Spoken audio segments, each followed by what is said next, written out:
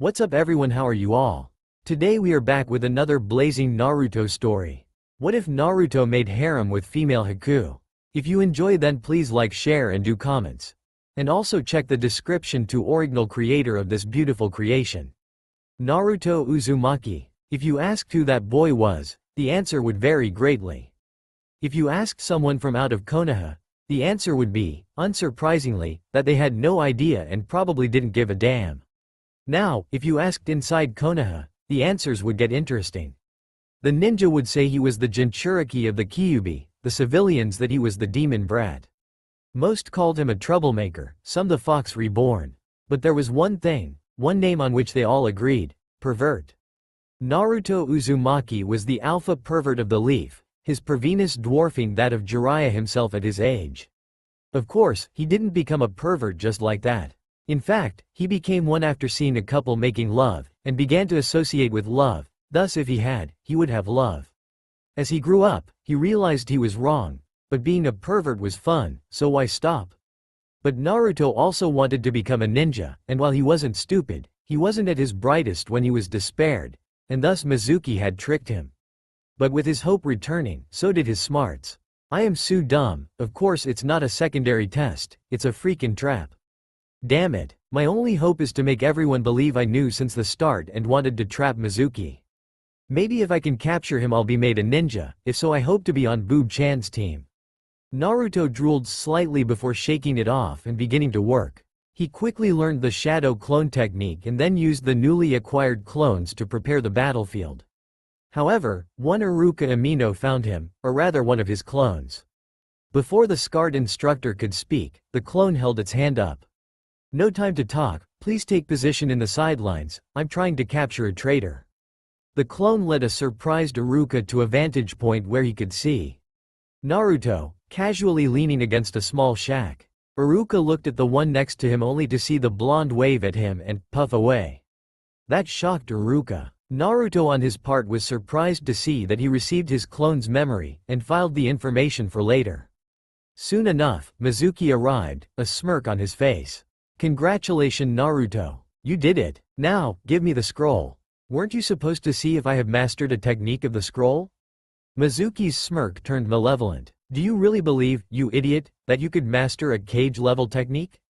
Now be a good demon, give the scroll, and I'll let you go alive, though you'll have to find another village. Konoha is a bit miffed by your theft. Naruto stuck an exaggerated thinking pause, rubbing his chin. Fuck you. Hails of shuriken and kunais suddenly appeared, all aimed at Mizuki, who did his best to block them all, and he did a good job at that, even slashing open the net that was supposed to trap him from above. Iruka dashed from his hiding spot, taking position in front of Naruto with a kunai in each hand. Naruto, retreat with the scroll, I'll take care of that traitor. What makes you think I'm done? Iruka, confused, turned his gaze, only to see Naruto pull lightly on a strain. The result had the academy teacher's jaw reach the floor. Hidden explosive tags exploded all around Mizuki, blinding and deafening him, as kunai linked with wire flew from the trees, trapping Mizuki. When the dust settled, Mizuki was tightly tied up. Seething in rage, Mizuki glared at the two while Iruka slowly nodded his head, impressed. However, a rustle in the bushes caught everyone's attention. From the undergrowth, a brown creature emerged. It looked like a goblin or imp, its grotesque face distorted in an expression of wonderment. It looked at Naruto for a moment then screamed, "Master!" It ran across the clearing, showing the small club in its hand, an expression of stupid joy on its face before reaching Naruto and bowing repeatedly while chanting happily the word, "Master," for whatever reason it had. Naruto blinked 3 times. Fuck, that's even more shocking than finding out Kyuubi's in my guts. Mizuki and Iruka whipped their heads toward Naruto, even more shocked. Then they whipped it towards the sound of someone landing, namely the Hokage. Naruto-kun, how long have you known? I met the fox earlier this year. He's a complete asshole, said Naruto still studying the bowing creature. Then, the creature suddenly raised its head, and turned to the undergrowth. Then, it jumped to its feet and began jumping in place screaming repeatedly, "Master," as if calling onto someone or something that was in the forest. Soon, other little brown creatures emerged from the wood and joined the first in their adoration of Naruto. Interestingly, some had found things of use in the forest. A few had found kunai, rusty or not, and used them as weapons. One had even found an old tanto, two had rabbit skins as hats, and, surprisingly, the last one arrived had white hair with a small ponytail at the back, glasses and a headband with a music note, though he looked just as stupid as the others. Grumbling was heard from the undergrowth, and a gray and old-looking creature emerged. It was draped in rags, had metal pauldrons and a wooden stick strapped to his back with a glowing stone hanging from the stick above his head. Damn Browns, leaving an old minion to fend for itself in a hostile forest, and damn that fox, its chakra and all the interferences it created. Stench. What happened with that white-haired idiot? A green, and quite true to its name, creature fell from the trees, looking at the gray one and jumping a bit excitedly. Dead, dead, wanted capture us, and kill Overlord, so killed idiot. Good, good. Oh, I see the Browns were useful in the end, the Overlord has been found. Naruto pointed a finger at himself, a bit surprised. Yes, yes young man. You are the new Overlord. I am Gnarl, master of the minions. My smelly friend here is Stench, master assassin of the Overlord. And these pitiful things dancing around you are the Browns. What they lack in brain, they make up in resilience and strength. Please follow us so that you may explore your castle in Uzu. It is a bit in ruin, but it can be rebuilt fairly quickly. Sure, but I'm kinda taken right now. Can it wait a bit? Most certainly. Oh, heir of the Uzumaki clan. Okay, old man, there's a lot to explain I believe. The Hokage nodded, and then snapped his fingers. A squad of Anbu appeared, and immediately the brown minions gathered around Naruto in a defensive formation, snarling at the masked ninja. Naruto, trying something, ordered them to stand down, and they did. Hiruzen returned his attention to the wary Anbu. Take this traitor to Ibiki for questioning. The Anbu took Mizuki and disappeared. Then Hiruzen turned to Naruto and, Gnarl, I think it would be good if you came to my office, there is some explaining to do. Iruka, you're coming too. They followed the Hokage toward the village. Naruto ignoring completely the shocked and or hateful looks sent his way, the minions blissfully and stupidly following him. The hunt was called off. Hiruzen revealed that Naruto had helped catch a traitor and thus earned his rank as a genin, giving the blonde his headband in front of a good quarter of the ninja currently in the village.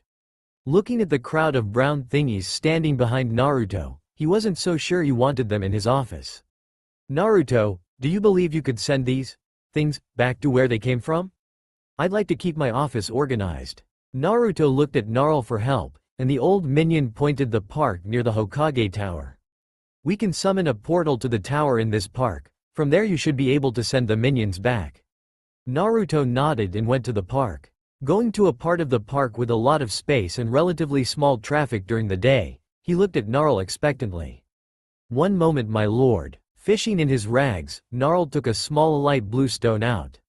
Giblet, do you hear me? A small silence, then a stupid and excited voice answered. Giblet here. Yes, what can Giblet do? Prepare a portal and send it to this stone, and be quick. After a moment, the stone turned yellow, and Gnarl threw it at the open space. As soon as the stone reached the ground, it exploded in light and smoke. When they could look safely again, they saw a small open building. It was square, with a thick column at each corner supporting a traditional Japanese-style roof. There were no walls, and on the floor in the middle of the building was a vast array of runes. 4 torii gates also stood near the building, one in front of each of the entrances. Naruto motioned for the brown minions to go to the portal, and they quickly did it before disappearing in a flash of red. This done, the Hokage led them to his office and demanded a report.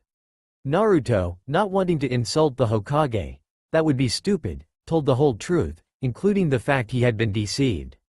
Once done, they turned to Gnarl. Now, could you please explain why you are present? Most certainly. As a minion I, along with the others, am part of the Uzumaki properties. We would have gotten to our overlord sooner, but that blasted fox expelled so much chakra that it shut off the tower heart until now.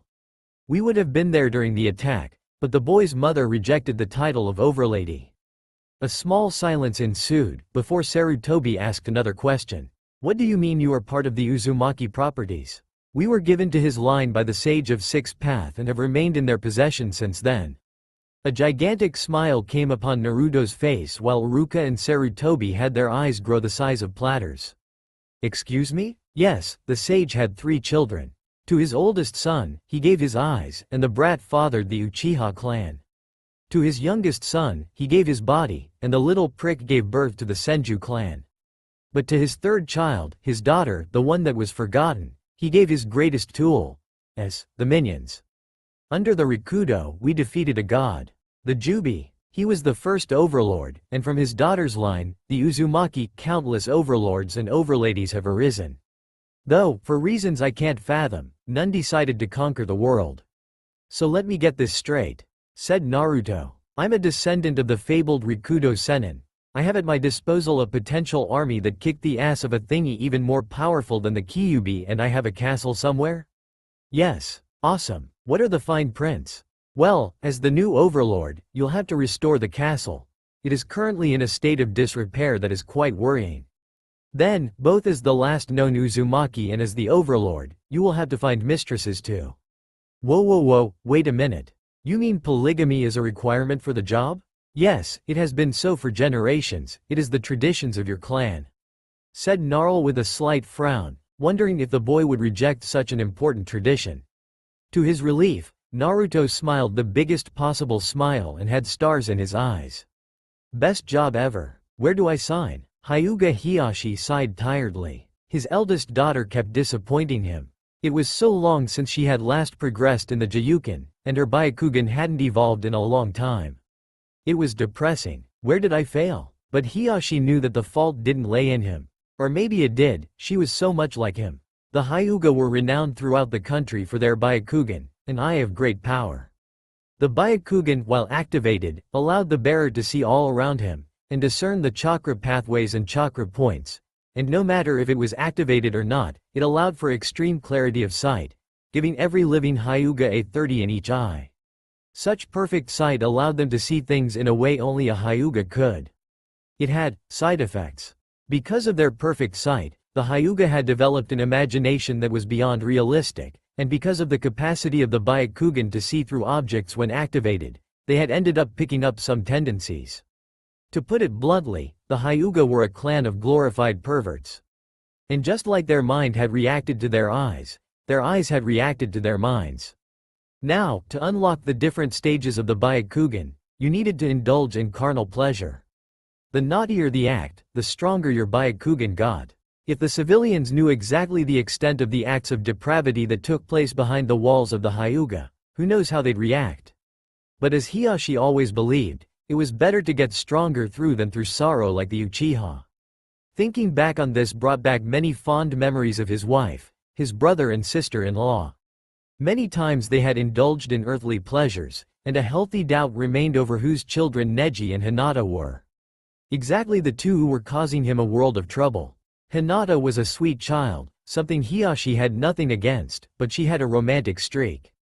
She was smitten with the Uzumaki boy and refused to go farther than masturbating. It wouldn't be so bad if she at least went to the boy, but she was hell-bent on being submissive to him in every way, and so far the Uzumaki had only groped her. It was quite disheartening, really. The boy was a fine lad, with a healthy interest in the opposite, and his general behavior would make him welcome in the Hyuga clan. But he hadn't gone any farther than groping Hinata, something that left the clan head at a loss of words. Hiyashi knew that his daughter, because of her lack of talent with the gentle fist, needed to become ally active sooner in order to become stronger and increase her chances of survival, but she stubbornly refused. And then, Hiyashi had made the mistake of entrusting that Kurenai woman with a part of Hinata's education, hoping she could bring something to the girl that he could not, but he had discovered too late that the woman was a rabid anti-pervert, and feared that she would influence Hinata in some way. With a bit of luck, her team would surprise her masturbating and it would escalate into a threesome, a father could hope. Then there was Neji. In their fighting style, he was a prodigy without a doubt, but when it came to his behavior, he was a major problem. He had a deep-seated hatred of the main house, something Hiyashi could understand, but he also was almost all. He kept unlocking new levels of power without partaking in any UAL activity, and it worried Hiyashi to no end. He feared the boy would consider himself superior to the other Hyuga, causing his already inflated ego to grow even more. He also feared for Hinata's life should the two of them ever fight. Neji had, during spars, tried to maim Hinata at several occasions, something that had led Hiashi to forbid any spar between the two. Yes, if he had to give an opinion, Hiashi would without hesitation say that Neji was the biggest problem. With yet another sigh, Hiashi went to deal with the irritable elders. They had become insufferable since they couldn't get laid anymore. Hinata was depressed. Just the day before yesterday, her crush, her beloved Naruto, had failed the genin exam, again.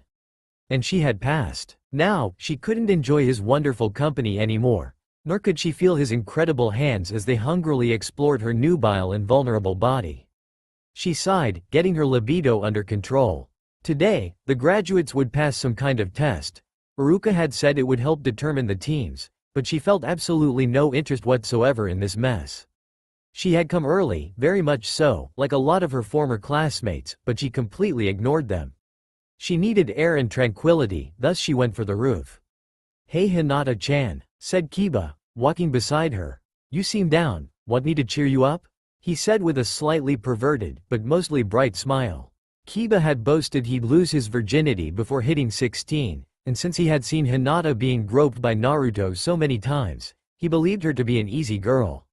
Sadly for him, his comment had just reminded Hinata of what she couldn't enjoy anymore, putting her in a very sour mood. She stopped, her left eye twitched 3 times, then she grabbed Kiba's head and slammed it into a nearby tree with enough force to embed his face into the bark. She stalked away from the unconscious boy playing at being a nail and resumed her walk toward the entrance of the academy, ignoring the wary looks sent her way. She was almost at the door when another annoyance made itself known. Sasuke Uchiha had seen the scene with Kiba, and was slightly impressed with the girl's strength, thus he decided to make her happy. "The way you dealt with Kiba was impressive. You will eat lunch with me," said the Avenger, causing all the girls to gasp in horror. Hinata turned to Sasuke, a full-blown snarl on her face. Then, she grabbed the Uchiha's head and slammed it into the closet's surface, which so happened to be a wall, and soon Kiba had a nailing buddy, except that Sasuke was slumped against the wall of the academy, only stopped from falling by the fact his face was buried in said wall. Of course, this attack caused Sasuke's fangirls to rush at Hinata, both to help their crush, who was still near the irked Hyuga, and to pummel the heretic that dared hurt the divine gift to mankind that was Uchiha Sasuke. Just writing that makes me want to puke. They quickly decided that only getting Sasuke out of the wall was safer when they received a smoldering glare from the Hyuga. Hinata finally reached the inside of the building, and began stalking the empty corridors, looking longingly at certain spots. Naruto had trapped her in this closet and groped her for a good 5 minutes before Iruka opened it. In this classroom he had squeezed her ass and he had cupped her crotch after pining her against this wall. With a sigh, she recalled many such instances. Sure, she wasn't the only girl he had groped. Ino, for instance, had also been one of his targets, but he always came back to her. What she couldn't understand was why he never went farther. Cammy knew she had never fought back. Another sigh made its way past her lips. Then, she felt a hand on her rear. The only person allowed to grope her hadn't passed, and thus couldn't be there. After dealing with Sasuke and Kiba, she was calmer, but she was still pissed. With a growl she addressed the fool who had dared touch her.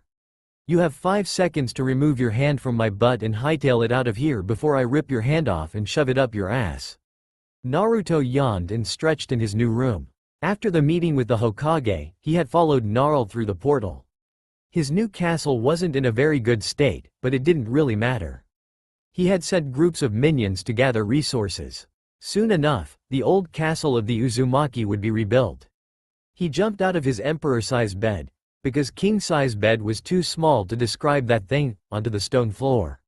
He had been happily surprised that the floor wasn't cold last night, and Gnarl had explained that his ancestors had littered the castle with seals designed to ensure his comfort, something he appreciated very much. He had spent yesterday looking around the place and determining priorities. The first thing he had seen was that he didn't have a lot of minions left, barely 100. Gnarl had explained that the invaders who destroyed Whirlpool had taken the hives of the blue, yellow, green and red minions, and most of the surviving minions had scattered around the world in hope of finding the next overlord. Now, he only had one blue, Mortis, a sinister guy, one green, Stench, and a few browns. So, for now, he had to compensate with them. His first act had been to find a steady source of life force to create more minions. Luckily, such a source had quickly presented itself. The invasion had opened the earth, revealing a network of caves running far beneath the island. In these caves, blind animals were common, and he had found a few interesting amphibians and arthropods, not too resilient, but with amazing vitality. The adults had quickly been slaughtered and their life force harvested, while the youngs and the eggs were gathered to set up a kind of farm. He had managed to secure 5 big caves and had blocked the entrances with rubbles. He wasn't ready yet to begin exploring the cave network, not until his army was bigger. With the harvested life force, he had managed to create 50 more minions. He had sent 20 to establish a mushroom farm to feed his new cattle and 10 others to guard said cattle, while the last 20 began clearing the 3 caverns that weren't used. With his 100 minions of the start, he returned to the surface and began looking over his lands. His castle needed wood and stone. 20 minions were set to wood chopping, while he took the rest to look for a quarry. Quickly, he found Whirlpool's old quarry and took control of it after making short work of a pack of wolves that had settled there. Since he didn't have that many minions, he did the work himself with his clones. 30 wolf pelt-wearing browns were allocated to the quarry to extract the stone and 10 more to bring it to the castle. Finally, he set 20 brown as a rebuilding team for the castle, keeping the last 20 as a strike force. Then, he had retuned to the castle and instructed Giblet to make a few tools for the minions to use to speed up the process. One thing he appreciated with the brown was that they were sturdy and strong. The fact that, once they had learned a task, they became incompetent for any other task didn't bother him in the slightest. During lunch, he began to think of who he'd take as his mistresses. First, of course, was his boob Chan, always eager to let herself get groped, and now that they were genin, and thus considered adults, as long as she didn't complain, he could do whatever he wanted to her without the civilians raising a fuss about their morality crap. Ino, he didn't know, she was a bit too much on the rebel side and he couldn't really break her without consequences, something he'd rather avoid. Sakura was an absolute no, she was annoying, loud, and flat as a brick. That alone was quite enough to convince Naruto that he wanted nothing to do with the pinkette. But the fact was said girl was also a rabid anti-pervert and didn't hesitate to hit him. All in all, she was his bane. After lunch, he had explored his castle. First, he had inspected the armory, picking up some armor and a weapon and meeting Giblet. That brown loved bashing way too much. He had then explored the underground part of the castle, and found the life force stock. It was quite pathetic. There was barely a faint green glow from the few poisonous creatures they had killed in the caves. It was luck that his clan library was still intact though, and he had now a lot of reading to do. Additionally, he had picked up a particular scroll that would prove most useful. A little in-depth inspection of the land surrounding his castle had revealed that an old village was nearby, something that would prove useful in the end. What kind of overlord would he be without at least one village worshipping him? Then, he went to bed, had a good little wet dream of what he'd do to Boob Chan as soon as he got her there, and woke up on this sunny day. He washed up quickly and put on his signature orange jacket. He licked the color, but the jacket was a bit too neon for his taste. Too bad he couldn't buy anything else. Happily, his armor was a nice burnt orange, and he had found a kimono of the same color. He just put this jacket back on to avoid raising suspicions until his sense of drama could give him the most impressive entrance. He then went to the portal and zapped back to Konoha. Today was some kind of evaluation to determine what team they would be on. Just the fact that this was necessary showed how shitty the academy was. When he reached the academy, he saw Kiba with his face buried in the trunk of a tree and a gathering around an unconscious Sasuke. Interestingly, there was an impression of Sasuke's face in the wall near the door to the academy. When he came closer to the mob of fangirls, he heard them cursing the white-eyed freak for what she did. Quickly going past the urge to destroy them for daring to insult his Boob Chan, he felt a surge of pride at what his girl had done. For you see, Naruto loved Hinata.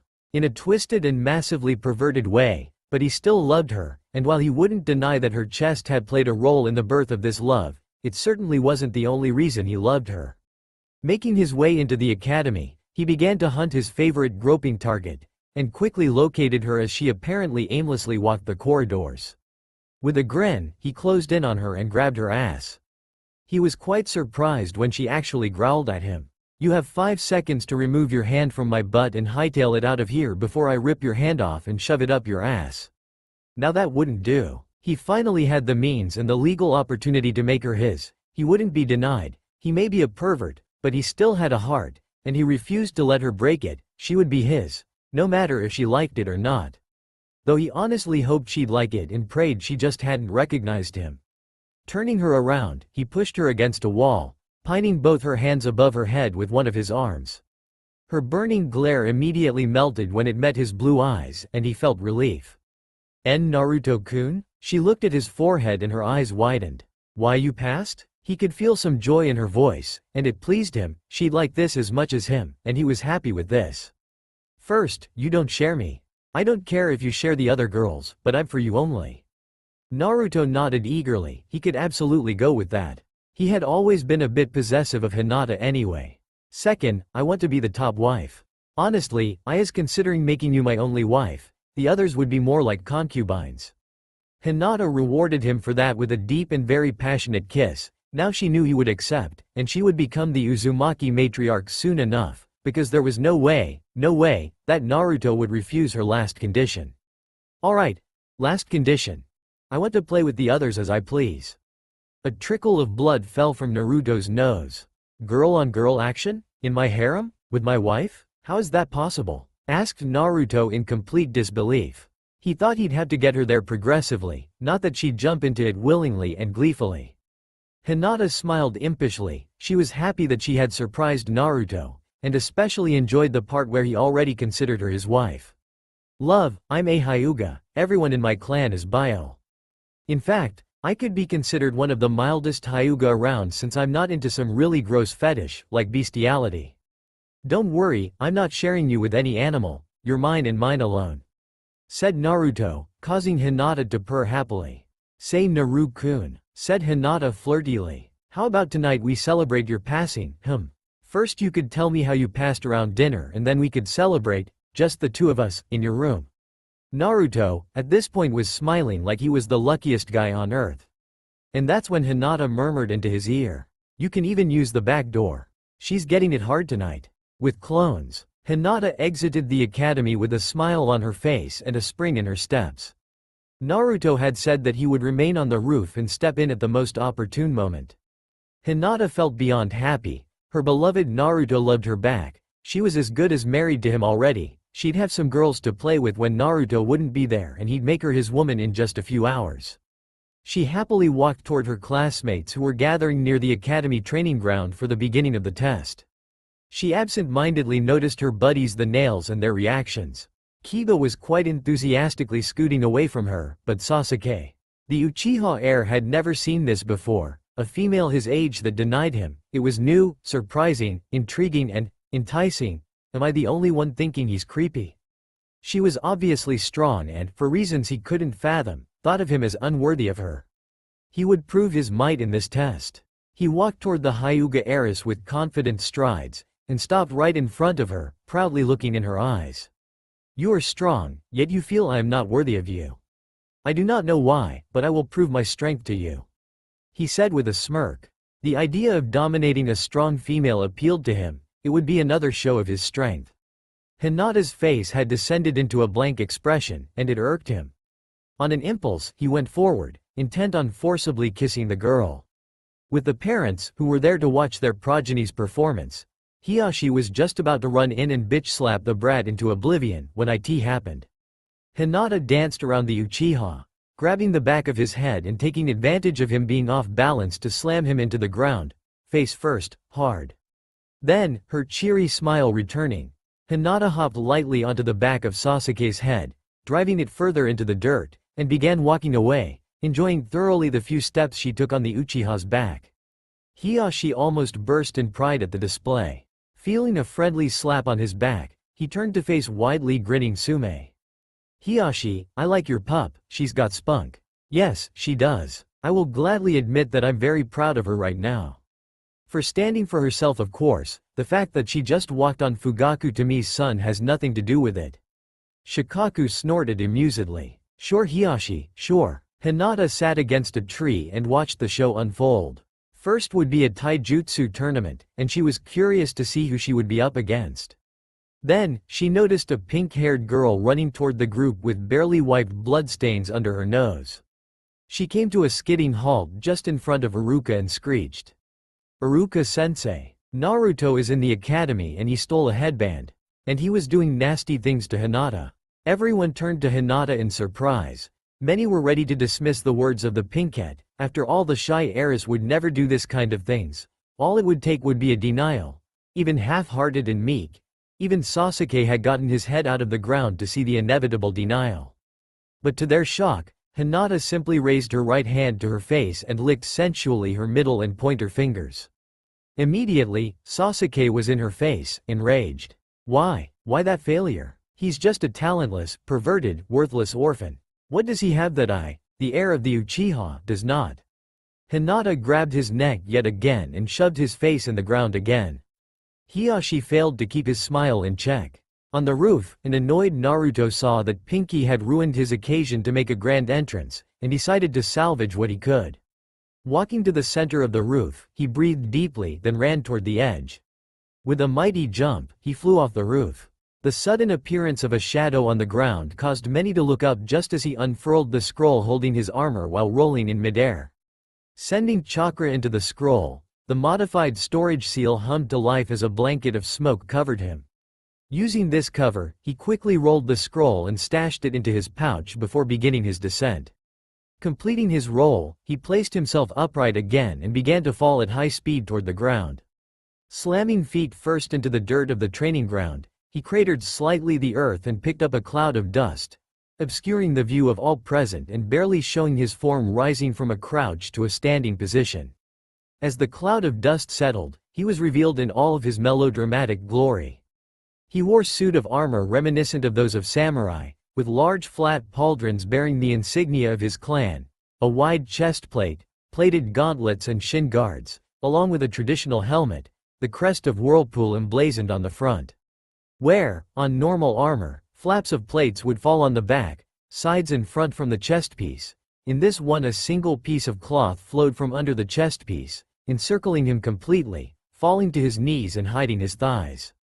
The plates were burnt orange and the cloth black as night, but what enhanced his impressive appearance was the mempo covering his face. The armored face mask was fashioned to resemble the face of a snarling fox, leaving only his startling blue eyes visible. Tied as a belt around his waist, his headband stood out proudly, lone piece of silvery metal in an ocean of black and dark orange. Behind his back, the handle of a tachi could be seen on his left, and a cape, a burning tapestry of orange and black, flowed in the wind behind him, depicting a burning castle under a starless night. He took 5 steps forward, each fall of his foot thundering in the deafening silence. In a deep and powerful voice, he talked. I am Uzumaki Naruto, the Overlord. Silence floated on the training ground. Iruka stood there, eyes wide in disbelief. The Hokage's jaw had gone slack, his pipe almost falling from his mouth. The clan heads were looking on, impressed by the entrance. The civilians were beginning to panic, thinking that the demon had taken over. Sasuke had gotten his head out of the ground to look at the dobi in disbelief. His fangirls were looking in shock at the armored blonde who had just humiliated Sasuke in a contest of coolness, and Hinata had to restrain herself from glomping him and dragging him in the woods too. You get my point. Naruto then raised his left hand, showing that a strange gem was mounted in it. It was gray at first, but when his fist was raised high enough, it glowed red and some kind of horn sounded, and from the woods, brown creatures emerged, converging on Naruto with raucous enthusiasm. While one or two would have looked amusing with their rabbit pelts, the dried blood on their weapons dismissed any feeling of mirth at their sight. There were 20 of them, with kunai in their hands, and many had strange armors, seemingly made of chitin, an impression further reinforced by the helmets a few of them wore, apparently made of an abnormally big spider's head. Like Inuzuka hound-sized spider. Many girls gave a shudder of disgust and the Aburame present began to shake visibly. Even more gruesome, one of them had what seemed to be a human scalp on his head. Sasuke then gathered his wits, stood up and planted himself before Naruto. If Hinata was attracted to the Dobi, then he would destroy him, show his dominance. If she couldn't be his, she didn't deserve to be happy. "Fight me," he ordered with a snarl. An indignant scream came from the tree line. "How dare you?" The owner of the voice revealed himself to be Gnarl as he walked into the training ground. "No one orders the overlord. It has been so since the Rikudo bestowed the title and its privileges upon his daughter. I see that Tanro's progeny is very much like him, arrogant beyond measure." The minion master snarled in hatred before turning to Naruto. "Master, I advise to remove this cancer from the face of the earth. The Uchiha have only caused grief and sorrow to your ancestors, from the very first day. No Gnarl, as enjoyable as it would cause too many problems. I will humble him myself. I expect a full explanation about that Tanro character." "Most certainly, my lord," said Gnarl, bowing humbly before his master. Naruto walked toward the circular fighting ring that sat in the middle of the training ground, Sasuke following behind with a smirk. They took their position, Iruka uncertainly giving a start to the fight. Immediately, Sasuke darted forward, slamming his fist straight into Naruto's mempo. He could not see that under the lacquer laid metal and not wood. Had he known that, he wouldn't have bruised his hand so much. With a grunt, Sasuke jumped back, looking at his bruised knuckles, not understanding what had happened. With a grunt of anger, Sasuke dived forward again, intent on striking the unmoving blonde down. He only managed to hurt his fists, pounding against the thick metal plating. Then, Naruto finally accepted to retaliate, and did so with an incredibly fast strike of his right fist, straight in Sasuke's jaw, sending him flying out of the ring. Everyone, including himself, seemed surprised. Naruto brought his hand before his eyes, flexing his fingers. "Interesting. All Uzumaki armors are laden with seals, my lord," said Gnarl, both to allow maximum mobility and to increase the strength and speed of the wearer. Sasuke snarled, getting back up. "Get out of that armor, Dobi, and fight like a man." "Why would I? Am I not a ninja? As such, the only honor code I am bound to is that of loyalty. Loyalty to the village, to my comrades, and to my clan. Fairness in a fight is not required." Sasuke gritted his teeth and prepared to charge in again, but Iruka stopped him. "Sasuke has been thrown out of the ring, and thus has lost the match. Winner, Uzumaki Naruto." A cream blur crossed the training ground and settled itself in Naruto's arms, a purring Hyuga looking straight in her boyfriend's eyes. "And when were you going to tell me about your little imps?" asked Hinata with a raised eyebrow.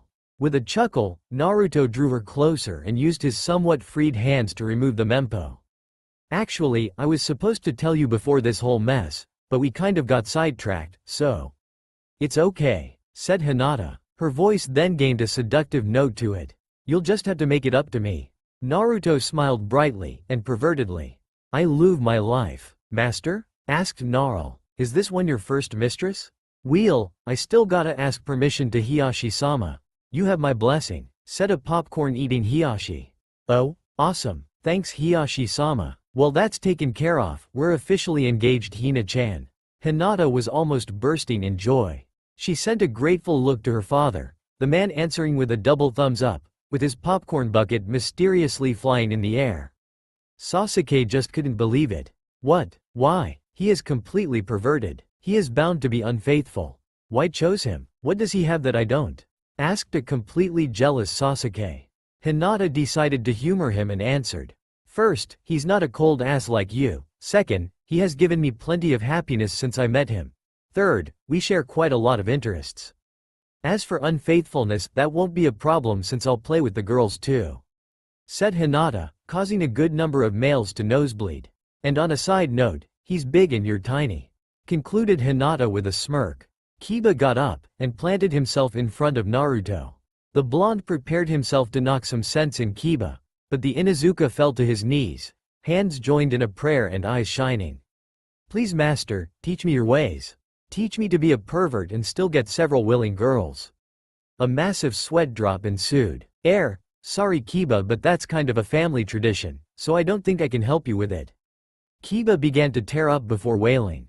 Why must polygamy be a keke genkai? The sweat dropped.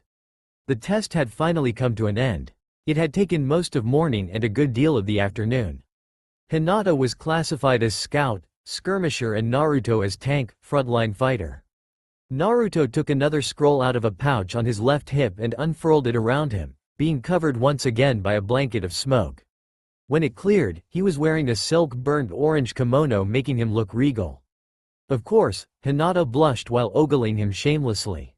Quite a few girls in the class also blushed and began cursing themselves for not paying less attention to his jacket. Naruto picked Hinata up bridal style, causing the girl to smile delightedly when Hiashi approached the two. "Daughter, Naruto-san, if you would please come with me, I believe we have much to discuss," said Hiashi in a calm yet warm tone. Naruto shrugged and followed the clan head through the streets, Hinata still in his arms. He had sent Gnarl and the minions back to the castle. They quickly reached the Hyuga compound and went, surprisingly, to Hinata's room. "Now, we should pack your belongings, Hinata. I think it would be better if you moved in with Naruto, it would prove simpler for you." "Really? I can move in with Naru-kun?" "Yes, though I expect you to come back to the compound to continue your training in Jiyuken. Now there is also something I must give you." Hiashi fished in his pocket and took out a small piece of red plastic with leather straps. "Father, is that?" "Yes, it is the ball gag with which I proposed to your mother. I know she would have wanted you to have it," said Hiashi, looking fondly at the toy that had muffled so many of his beloved Hitomi's pleasured screams. Hinata took the little thing reverently, overcome with emotions. Naruto snaked his arm around her waist and pulled her to him, looking lovingly into her eyes. "If you want, we can use it tonight." Hinata smiled. "I'd like that." Hiashi nodded approvingly. "You have chosen a fine one, Hinata, a fine one indeed. You are welcome in our family, Uzumaki Naruto." Naruto and Hinata had just teleported to the castle thanks to the gate near the Hokage Tower. Hinata looked around, amazed at the size of the halls. She looked at the tower heart in wonderment, caressing the iridescent sphere with the tip of her fingers. "It is beautiful. The tower heart, the source of many powers. For instance, it powers the tower gate we just took. Come on, let's go eat." Naruto grabbed her hand and led her to the dining room, neither disturbed by the silence that permeated these damaged halls. "It's not in the best of states." "No, but it will be rebuilt, and the banner of Whirlpool will once again stand proud on these walls." "Whirlpool? Wait, you're the heir of a nation too?" "Yup. Handsome, strong, loving, as perverted as you, and a prince to top it off." "Jackpot, my little Hina, jackpot." They reached the dining hall to see a table with many types of food arrayed, including an Uzumaki-sized bowl of ramen. Gnarl was standing in a corner. "Master, since you had a guest, I took the liberty to send some brown to hunt some animals and had them prepared. I also had some delicacies your ancestors stocked unsealed and prepared."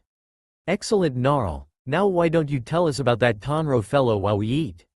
"Certainly, Lord," said Gnarl as Naruto and Hinata sat down with the later in the first slap. Tanro of the Battle Fan was the oldest of the Rikudo's children, and fathered the Uchiha clan. That little brat was arrogant and forceful, always giving orders to everyone as if they should follow him just because he said so. The only one he respected was his father, even his own siblings he saw with contempt. Truly a most unpleasant person.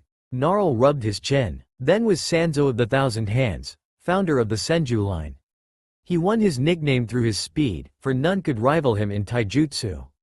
He was slightly better than his brother, he at least left Lady Nemu alone when she said she wanted no part in their stupid squabbles, but he had just as big an ego and he thought that he was the one supposed to rule.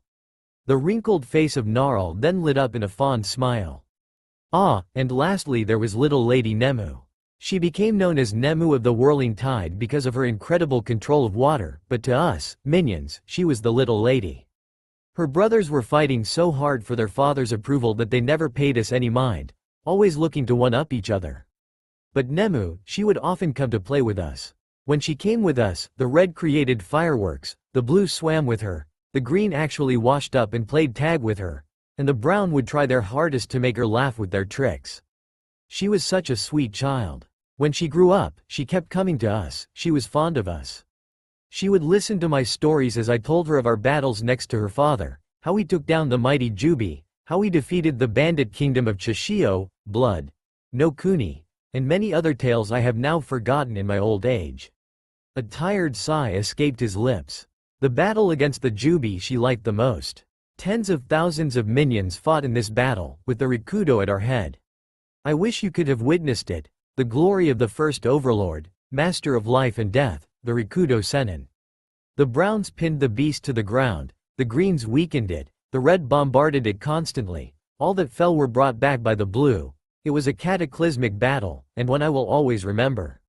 I was there, fighting next to the overlord, the firstborn of the minions. When the beast was finally defeated, Rikudo-sama sealed its chakra inside of himself, trapping the soul and power of the beast in his own. Then, around the dried husk of the beast, he gathered rocks and stones and propelled it into the night sky, creating the moon. Gnarl looked at his audience and smirked. They had stopped eating, listening intently to his story. The day of the Rikudo's death was a sad one indeed. He called for his 3 children, and told them of his coming demise. For the first time, the 3 siblings agreed totally, and wept together. He told them of his plan to avoid the rebirth of the Jubi. He would split the beast in 9 creatures, the Biju. You mean, said Hinata, like Kyuubi? Indeed, young lady, indeed. Little Kurama was one of them. Wait, the Kyuubi has a name? Yes, he has. Hinata, figuring now was as good a moment to tell what she knew as any other, turned to Naruto. Speaking of which, I know about the seal. Naruto paled. Seriously, Naru-kun, if the fox bothered me, do you really think I'd have let you do all those things to me? That relaxed Naruto a great deal. Anyway, said Gnarl. After this, he chose Sanzo as his successor. Tanro threw a temper tantrum and began whining about how he should be the one to lead. Yada yada. All the while Lady Nemu was busy trying to keep the peace her father had created. But it proved impossible with her 2 retarded siblings going at each other's throat. Though, I have some respect for Sanzo, he defended Nemu when Tanro tried to force her to fight for him. Then, he tried to get us to fight for him, but we had been instructed to only follow Lady Nemu. In his rage, he began slaughtering the minions, and that is when Lady Nemu stepped in. You could attack her, she would only defend herself, and because of this she was believed to be weak. But when Tanro began to kill the minions she cherished so much, she went to her brother and defeated him in a display of power truly impressive. She then took the hives and surviving minions and left for a peaceful place away from the 2 morons. She settled with some followers in Whirlpool, and there founded the glorious clan whose legacy you bear, my lord. Finished Gnarl with a flourish. Hinata looked at Naruto with wide eyes, and then turned to Gnarl. Let me get this straight. My fiancé, Kami-sama, I love saying that, is not only heir to a clan and a nation but also a direct descendant of the Rikudo Sennin? He is. Wow. Just, wow. Now tell me, young lady, your eyes seem to tell me that you are a Hyuga, am I correct? Yes, I am a Hyuga, for now at least. Gnarl raised an eyebrow, and Hinata smiled dreamily. Once I'm married to my Naru-kun, I'll be an Uzumaki.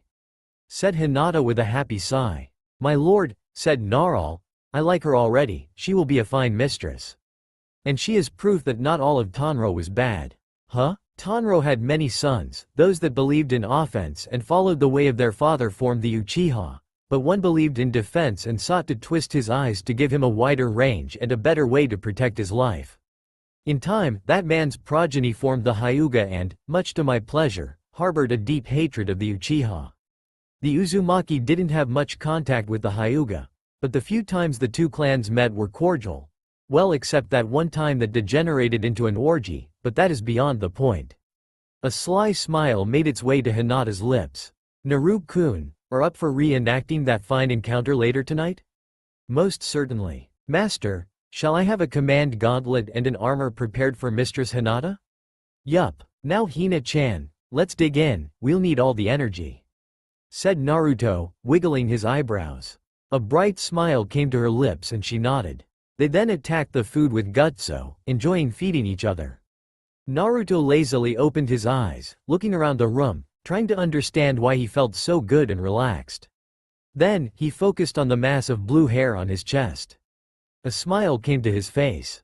For a first time, it was memorable. Hinata had been extremely eager, and while the first round had been classic, with lots of kissing and only one of him, the next rounds had been far more inventive. He grinned naughtily when he remembered the look of excitement and lust on Hinata's face when he had summoned a shadow clone. His left hand, resting on her waist, climbed up, feeling the still developing but exciting curves along the way, and settled on her. He then began to fondle the mound, eliciting soft moans from her. Then, he moved his free hand across his chest and slowly caressed her stomach, slowly going lower, before reaching her flower and sliding 2 fingers into it, causing a louder moan to escape her and her eyes to flutter open. Hinata woke up to the pleasurable feeling of her lover's fingers pumping in her. When she realized whose fingers it was, she happily dismissed the concept that last night had been a dream, and abandoned herself to Naruto's ministration, moaning happily. Naruto then lowered his face onto the lonely and began sucking on it enthusiastically, Hinata's hands flying to his neck to pull him deeper into her chest. I love your way to wake me up, love. Ooh yes, right there. A few more minutes of playing around, and Hinata jumped over the edge with a scream. Naruto propped himself on his arm to contemplate his handiwork, finding the way Hinata's chest heaved to be particularly delicious and enticing. He couldn't resist for long and quickly attacked the downed Hyuga, inserting himself in her in one smooth thrust. Hinata, feeling the more than welcome invasion, moaned gleefully before capturing his lips in a soul-searing kiss. Perverted she may be, her heart was no less honest in her love. Naruto immediately set a fast pace, thrusting into his lover with passion, loving the way Hinata arched into him, her back leaving the mattress to allow her chest to press into his. Grabbing her hips with his right hand, he slipped his left under her back to keep her close to him as he thrust always deeper into the recently deflowered young woman. Soon, he felt her quiver against him and her smooth walls massaging his manhood so deliciously he couldn't help but explode in her. Softly, he laid her down on the mattress, both panting but with satisfied and happy smiles on their faces. Hinata finally reopened her eyes and looked into his with love. Pulling him into another kiss, she reveled in the feeling of his body against her, proof that her feelings were returned. Sure, that was great, but knowing he loved her made it even better. Breaking the kiss, she glanced at the window and estimated the time to be around 8:30. We should go eat breakfast. Yeah, and then I can show you around your new house, said Naruto enthusiastically. Getting up, he offered his hand to her, helping her up, only to have her wince and rub her butt soothingly. Ow, Hina-chan, you alright? Yes, I'm just sore as hell. A perverted smile blossomed on her face. But it was worth it. Do you have a hot spring? That would do wonders for my muscles. Sure, love. Naruto picked her up bridal style and, being himself, took the occasion to grab her an ass. Firm. He purred happily. Hinata brought her mouth to his ear. You can enjoy it some more once in the spring. Naruto, still butt naked, darted toward the spring and reached it in record time. It took them some time to get out of the spring since they had trouble cleaning up without getting dirty again, but in the end they managed, and Hinata even managed to relax her muscles. Wearing only towels, they returned to their room and dressed quickly before going for breakfast. They ate together, Hinata sitting happily in his lap. Once breakfast was over, Naruto led Hinata to the armory, stopping in a room with several suits of armor and weapon racks. Giblet, come here, Giblet. Hinata looked in amusement as a brown minion wearing scraps of metal and dragging a hammer came from the back of the workshop. Master, what can Giblet do? New weapon? New armor? Hina-chan here needs some armor and a weapon. Yes, master. Come, mistress. Lady armor here. Giblet began skipping to one side of the room, still dragging his hammer. He then pointed to a section with armors fit for her 15-year-old frame. Here, armor for the mistress. Hinata made a beeline for a dark purple armor. Naruto looked at the armor and then gave his opinion. I approve. Good protection and it keeps others' eyes away from what only I can see. Hinata then grabbed the armor and began stepping toward the back to change, but another idea came to her. Giblet, could you go in the back please? Giblet looked at Naruto, and the intrigued blonde nodded. The brown then happily skipped back to his workshop, dragging his hammer with him. Once he was out of the room, Hinata smiled slyly and began a striptease. Once she had stripped to her underwear, she then put the armor on before looking over at Naruto again. The poor blonde had a massive tent in his pants and seemed to be a bit too warm in his kimono. You naughty little vixen, did you really need to torture me this much? Hinata answered with a saucy grin. Don't worry, love, you can punish me for this tonight. Oh, I will. Now that he was actually paying attention to the armor she wore and wasn't thinking of the way her pants had slid over her butt, Naruto could see it was indeed a good choice. The chest plate rose at the level of her chest without a crevice between her s. She had large pauldrons like his with the Uzumaki crest on them. She also had the plated shin guards and forearm protectors along with the cloth falling from her chest piece. Except the cloth here was parted on the front, allowing for greater mobility, something she would need.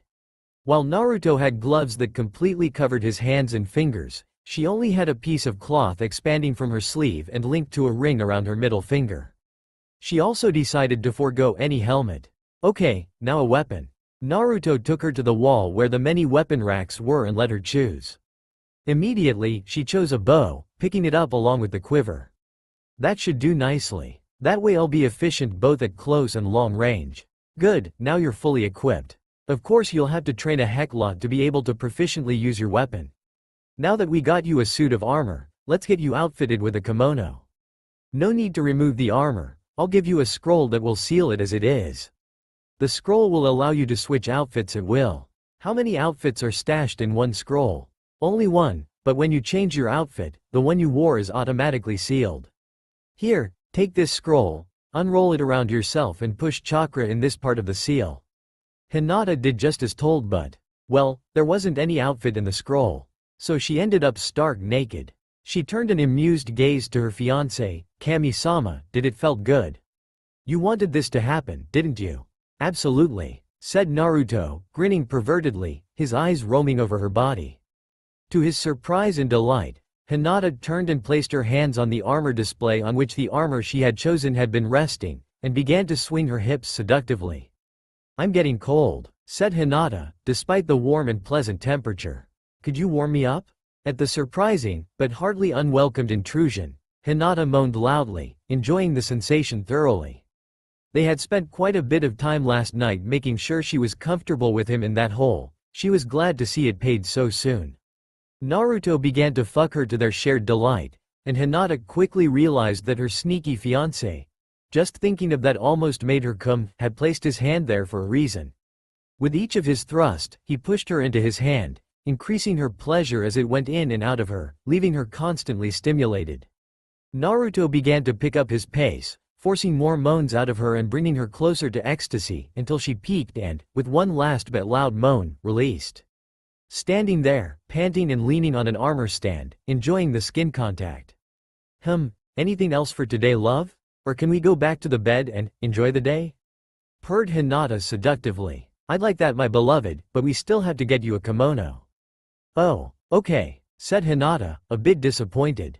She picked up the clothes she had discarded to put the armor suite on, and put them on, without her underwear since they were in the scroll. They made their way to the room where the kimono were stocked. Naruto had been there once, to pick up several of his dark orange silk kimono. Hinata had never been a very fashionable person, she left that to Ino and the other fangirls, but when she saw the assortment of kimono that were at her disposal, she almost squealed. Darting from one kimono to the next, she looked at them all excitedly. It's incredible, and they're all silk. Oh, this one looks good. Or maybe this one? Gah, I don't know what to choose. Why not take several? Really? Asked Hinata excitedly after suddenly reappearing next to him. Naruto chuckled and kissed her softly. Anything for my girl. Now come on, choose some.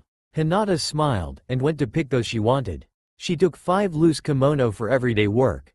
They were a rich dark purple with a slightly lighter obi, with the lower part more ample and concealing pants, thus allowing more freedom of movement and ensuring she would remain decent even if they were torn. Then, she picked more formal kimono for great occasions. She picked a white kimono with red falling leaves and a red one with white flower designs. She was so excited to try them on that she almost ripped apart her old pants and jacket, once again giving Naruto a pleasant view, as she quickly changed in one of her purple kimono. Looking at herself, she felt satisfied. Now I just have to add the Hyuga crest on one shoulder and the Uzumaki on the other and it will be perfect. Don't worry, it may seem strange but Stench loves to embroider. It's good too, he needs a hobby besides stabbing. Maybe you should find one for Giblet too, he looks like he only works. Oh, that because he does, but don't worry, since there's a lot of bashing he's happy. Those minions are strange creatures. Yup, but useful. Now come on, I'll show you around the place. They made their way to the entry hall only to see that the construction team was hard at work, singing badly, as they worked with stupid enthusiasm. They also saw a few minions bringing fresh timber to help the repair. They spotted Gnarl as he approached them. "Ah, master, good news. An old seal created by your ancestors is still intact. I couldn't be sure, but it reacted last night. During physical activities it gathers vital energy spent, and depending on one's elemental alignment, the type of energy varies. We now have a small stock of water energy and wind energy that helped start back the creation of a wind hive." Wind hive? Yes, with the evolution of chakra and those elemental affinities, new forms of vital energies appeared, so we used vital energy to create new hives. The water, or blue hive, red or fire hive and the brown or earth hive already existed, and we managed to create a lightning or yellow hive. Sadly, it was taken as well. I also believe that some minions that scattered may have gathered in tribes and built minor hives, so it might be good to look out for them.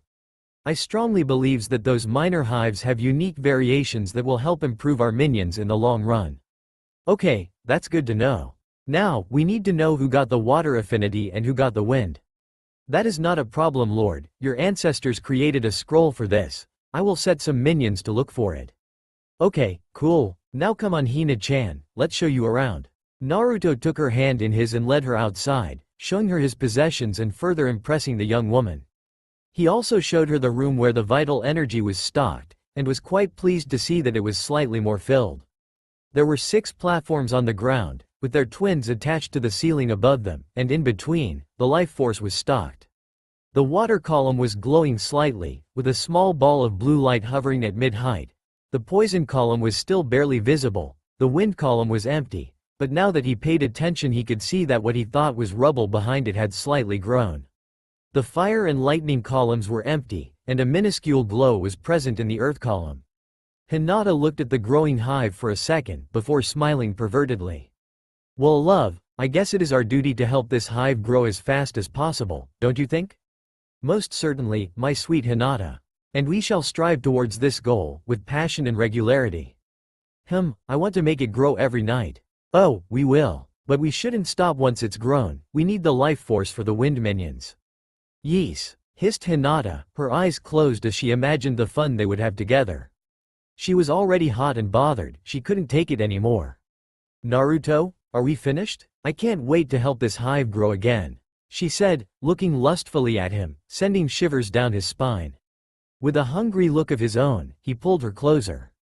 Let's take this to our room, love, we have much to work on.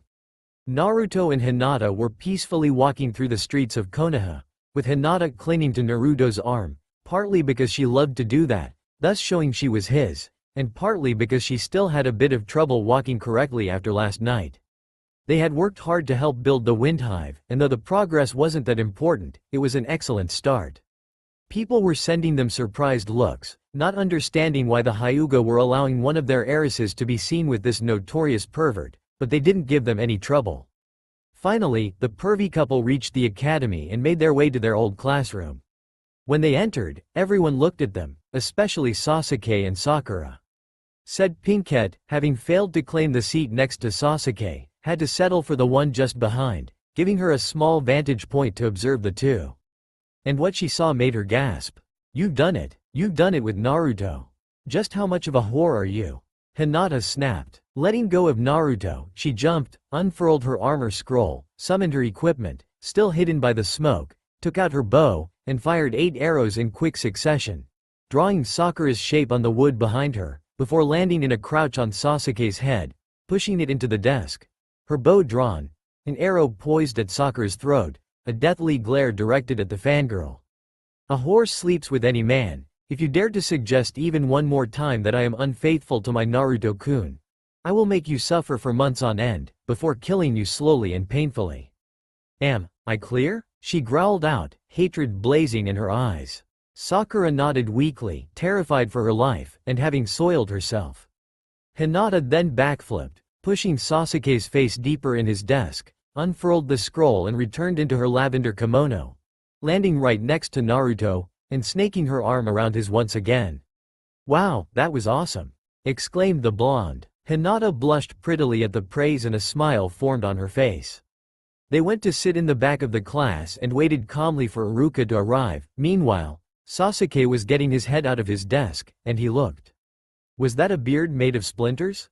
Oh jolly. Iruka arrived finally and looked over the class. He noted Sasuke, being harassed by fangirls trying to remove the splinters, but the overenthusiastic girls and the struggle for the privilege to remove said pieces of wood ended up driving them further into the youth's skin. Then he saw Sakura, just above Sasuke, paralyzed, with arrows all around her, Kiba stealing glances at her and sniggering every so often, and lastly Hinata happily cuddling with Naruto in the back row. Being a professional, he had to settle his class, so he cleared his throat and ordered everyone to return to their places, and when the fangirls accused Hinata of attacking Sasuke, dodged the matter artistically by saying it wasn't under his jurisdiction anymore, and that they'd have to bring it to the Hokage. He then gave a speech about how proud of them he was and all that before announcing the teams. Neither Naruto nor Hinata paid attention until they heard Naruto's name coming up first. Team 7 will be Uzumaki Naruto, Uchiha Sasuke and Haruno Sakura. A thump followed, as the face-planted Naruto groaned in despair. Why sensei? Why do you hate me so? Sorry Naruto, it's tradition. Team 8 will be Inuzuka Kiba, Aburame Shino and Hyuga Hinata.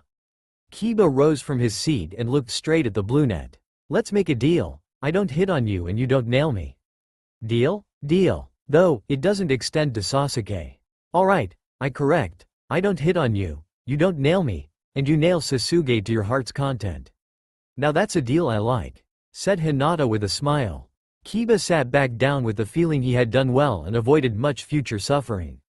Well, for himself, since he didn't care about Sasuke, there was no problem for him. Iruka sighed and resumed, quickly passing over the last two teams. Then he told them that their teachers would come soon to take them. As soon as he finished his sentence, the door slid open, and in stepped a red-eyed woman with curly hair and a very original dress that caused Naruto to whimper in fear. Hinata, surprised, looked at her fiancé. Naru-kun? Hush. If she finds me she will torture me. Hinata looked at the woman that had taken care of her for a few years now, and found her glaring Naruto down. Kurenai-sensei, may I know why you are trying to kill my fiancé with your eyes? Kurenai looked at Hinata with wide eyes. What do you mean fiancé? You're barely 15, and this boy is a notorious pervert. I love him as he is, said Hinata with a dreamy smile, snuggling up to Naruto some more. He is bound to cheat on you. At that, Naruto slammed his fist on his desk, fracturing it. Hinata, having jumped in surprise, had let go of his arm, thus allowing him to stand. The blonde had an expression of contained fury on his face, but his eyes told the truth of his feelings. It was quite clear he wanted to rip this woman apart. Are you insinuating that I would go behind Hina-chan's back? Hissed Naruto lowly. Choose your next words carefully, John and Yuhi. Otherwise what happened to Suzume-sensei will be a walk in the park compared to what I'll do to you. Said prude had viciously humiliated Naruto during the lesson. The next day she had been found, naked, in front of the Hokage tower, tied to a post, a free fuck sign above her, and high on aphrodisiac. No one but her knew how many men had used her during the night. Never again had she crossed the Uzumaki. And now, Kurenai was sweating bullets and trying to avoid her problem. Hinata, having some affection for the woman, decided to save her. Don't worry sensei, Naru-kun and I already have an agreement. We'll pick our little concubines together, since we'll both play with them. Kurenai's eyes grew to an almost impossible size. Most of the girls in the class had outraged expressions. A few had small nosebleeds, and the whole male population of the class, Sasuke included, had nosebleeds. Plus a very perverted and happy smile for Naruto. So, which team are you here for sensei? Asked Hinata innocently. Yes. Side Team 8, with me. Kurenai then led her 3 students out of the class. Other teachers came and retrieved their teams, until only Team 7 remained. Naruto, bored, pulled out an icha-icha and began reading his book peacefully, giggling perversely on a few occasions. Finally, Sakura, needing something to pass time, decided that she could berate her blonde teammate. Naruto, shut up, I'm tired of hearing your stupid giggling. Sakura, you don't understand art. This book is a masterpiece, really. It's just a perverted and shitty book. You should be ashamed of yourself. But I guess a low-life like you reads something at their level," said Sakura cruelly, and had she paid attention, she would have gone all fangirl on the fact she had caused Sasuke to smirk. Naruto didn't give a damn. "Maybe I should show you how good this book is?" "Yeah." The blonde cleared his throat and breathed deeply. Daisuke and Mickey stood in front of the tent, looking upon the ruins of the burning village, the village Yusei had destroyed. "I am sorry, Mickey-chan," said Daisuke. "If I had killed him when I had the chance, your family would still be alive." "I am sorry." "No, Daikun, it's not your fault. Yusei is the one to blame. We gave him all we had, we shared everything with him, but he wanted power more than friendship," said Mickey lowly, her voice still strained by the hours she had spent crying. "We must take him down, before he kills more." Daisuke wrapped an arm around Mickey comfortingly as the young woman laid her head on his shoulder. Fresh tears flowed out of her eyes as she remembered happier times, when the three of them played together in the fields, innocent children dreaming of evil foes they would fend off.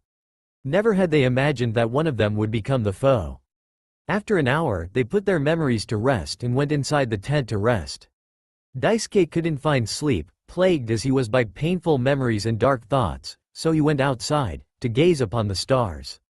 Suddenly, he felt two arms snake around him and a very womanly chest, clad only in a bra, being pressed against his naked back, causing him to stiffen. Mickey rested her chin on his shoulder, rubbing her cheek against his. "Are you okay, Daikun?" she asked quietly. "I can't sleep," answered Daisuke, trying to fight down his arousal. "Me neither," said Mickey, apparently unaware of Daisuke's plight.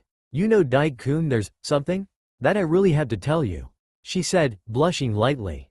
Of course, Mickey-chan," said Daisuke, trying desperately to ignore the pleasurable feeling of his longtime love against his back. "Why, you know I'll always listen to what you have to say."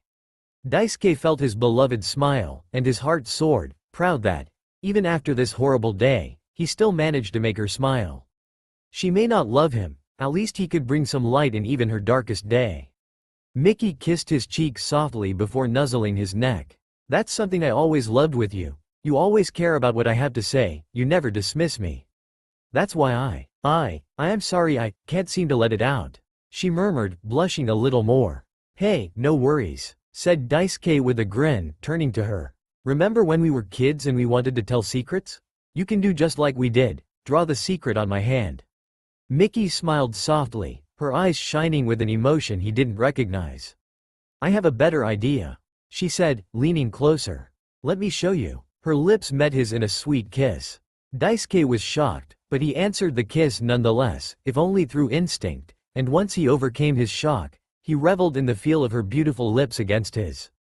Slowly, he turned his body, wrapping an arm around her waist, pulling her closer, delving deeper in the feeling of shared love. He had had dozens of lovers, convinced that he would never be able to call Mickey his and to be hers, but here he was, kissing the one woman he honestly loved, feeling her love being poured into the kiss. He felt elated as the kiss ended, gazing with adoration into the eyes of the woman he loved. Slowly, he kissed her lips, before placing a kiss on her jawline, then another, slowly making his way to her neck, sucking lightly on her skin as her hands traveled his skin, caressing his hardened muscles. Hesitantly, he placed his free hand on her shoulder, caressing the milky skin exposed to him while slowly, almost timidly, pushing the strap of her bra aside. She let out a shuddering breath, pulling his face against her neck and sending a hand to unclasp her bra, wanting to expose his flesh to the wonderful ministration of her beloved, and soon, nothing could stop Daisuke from gazing in wonderment at her luscious and ample che. "Shut up, you pervert. Hush, you idiot." That last sentence had been said harshly by a gray-haired male sitting at the desk just in front of Naruto's and wearing the Konoha uniform, a face mask and his headband over one of his eyes. Then, he turned back to Naruto, stars in his only visible eye, his head resting on his palms, and he almost purred. "Please, don't mind me, go on." In the Hokage office, one old man and his three helpers, all with stars in their eyes, and pulling a very good cat face, said at the same time, "Yes, please." Naruto smiled. It would be with pleasure, but sadly a part of the audience is susceptible to ruin the reading. "Say, how about we go to the Hokage's office after this team meeting and after I pick up my girl, of course, and then we can resume the reading. That way, The old man won't have to waste chakra on his crystal ball," said Naruto. A second later, everyone could swear they heard a muffled, "Damn it, how did he know?" resonate in the classroom, causing Naruto to snicker. Kakashi looked a bit down, but the prospect of the reading remotivated him quickly. "All right, onto the roof." 3 new Kakashi puffed into existence and grabbed his students, causing them to go a bit dizzy due to the sudden transition from the classroom to the roof. Quickly, the 3 Kakashi clones sat them down, and Kakashi, visibly eager, took his position in front of them. "Alright, let's go with the introduction. My name is Hitaki Kakashi, Jonin of Konoha. My likes are my friends, the Icha Icha series, and currently Blondie because of his masterful narration of one of the most beautiful moments of Icha Icha Burnt Soil. My dislikes currently include Pinky due to her very rude interruption of said masterful narration. My hobbies are reading and finding new ways to aggravate my self-proclaimed rival, Maida Guy. As for my dreams for the future, well, I'm currently waiting impatiently for this marvelous reading you promised," said Kakashi with an eye smile to Naruto. "Now, I'll keep the best for the end, so you first, bubblegum woman." Sakura, with a visible tick mark on her forehead, began talking. "My name is Haruno Sakura, I deeply dislike perverts, Naruto, and Ino Pig. My likes are." She looked at Sasuke, blushed and smiled.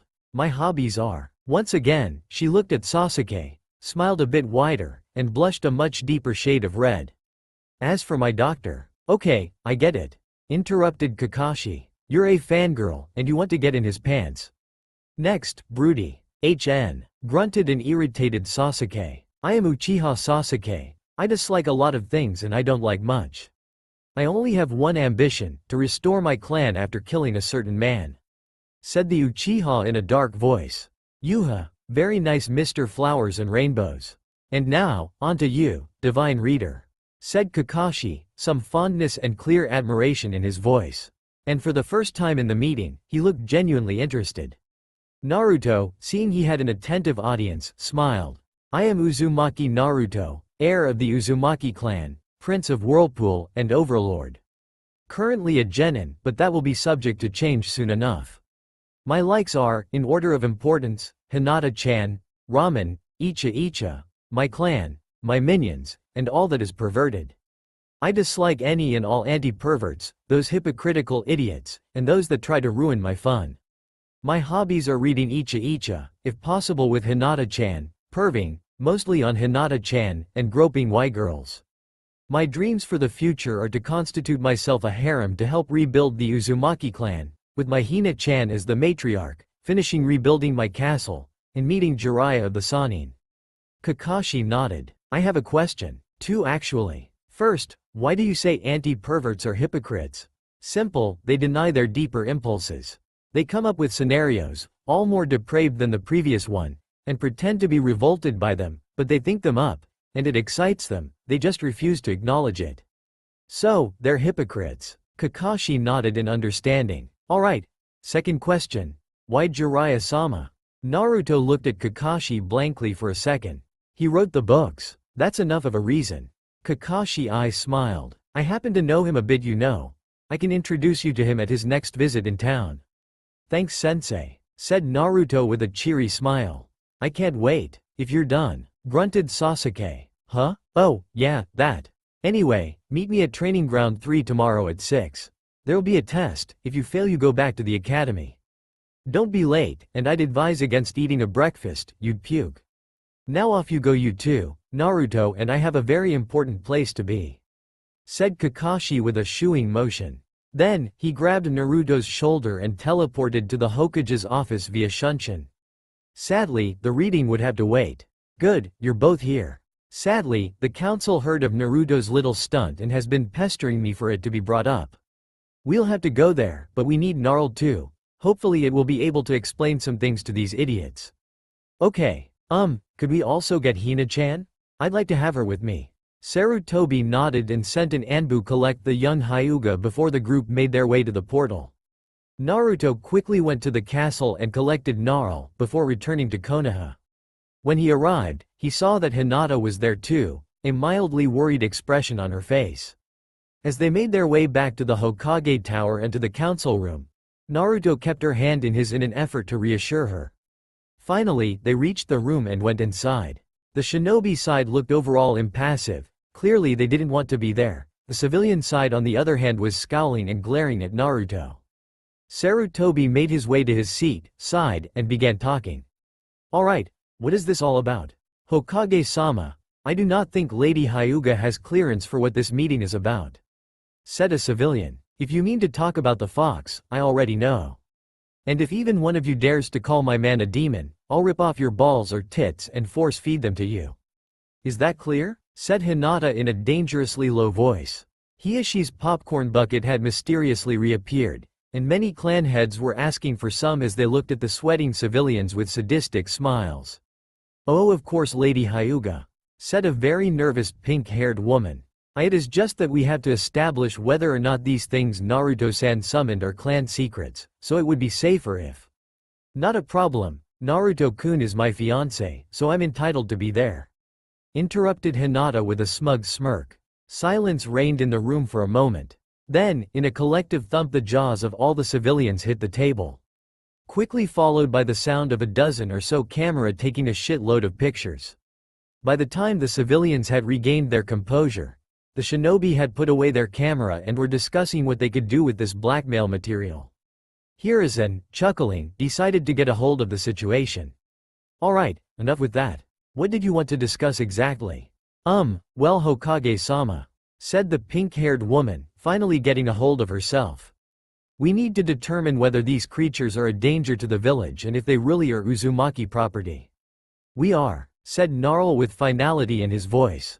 It has been so since the Rikudo bestowed us upon his daughter, progenitor of the Uzumaki. As for being a threat to your village, we only follow the orders of the Overlord. As long as you don't attack our lord, we will not be a threat to you. Well, except if our lord wants us to, of course. And how resilient are those little imps? Asked a heavily bandaged man. Immediately, Naruto was wary of this man, for where he stood was a hole in the perv. This man was not to be trusted. I am afraid that is part of the clan secrets, said Naruto curtly, a frown on his face.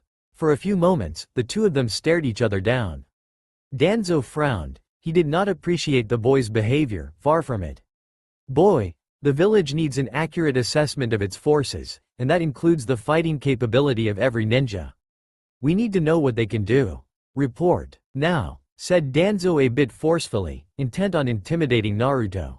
Hiruzen was about to put his old teammate in his place, but Naruto suddenly smiled widely. You are very much right, Elder-sama. As such, I will give a complete report to Hokage-sama in private, away from prying eyes and ears.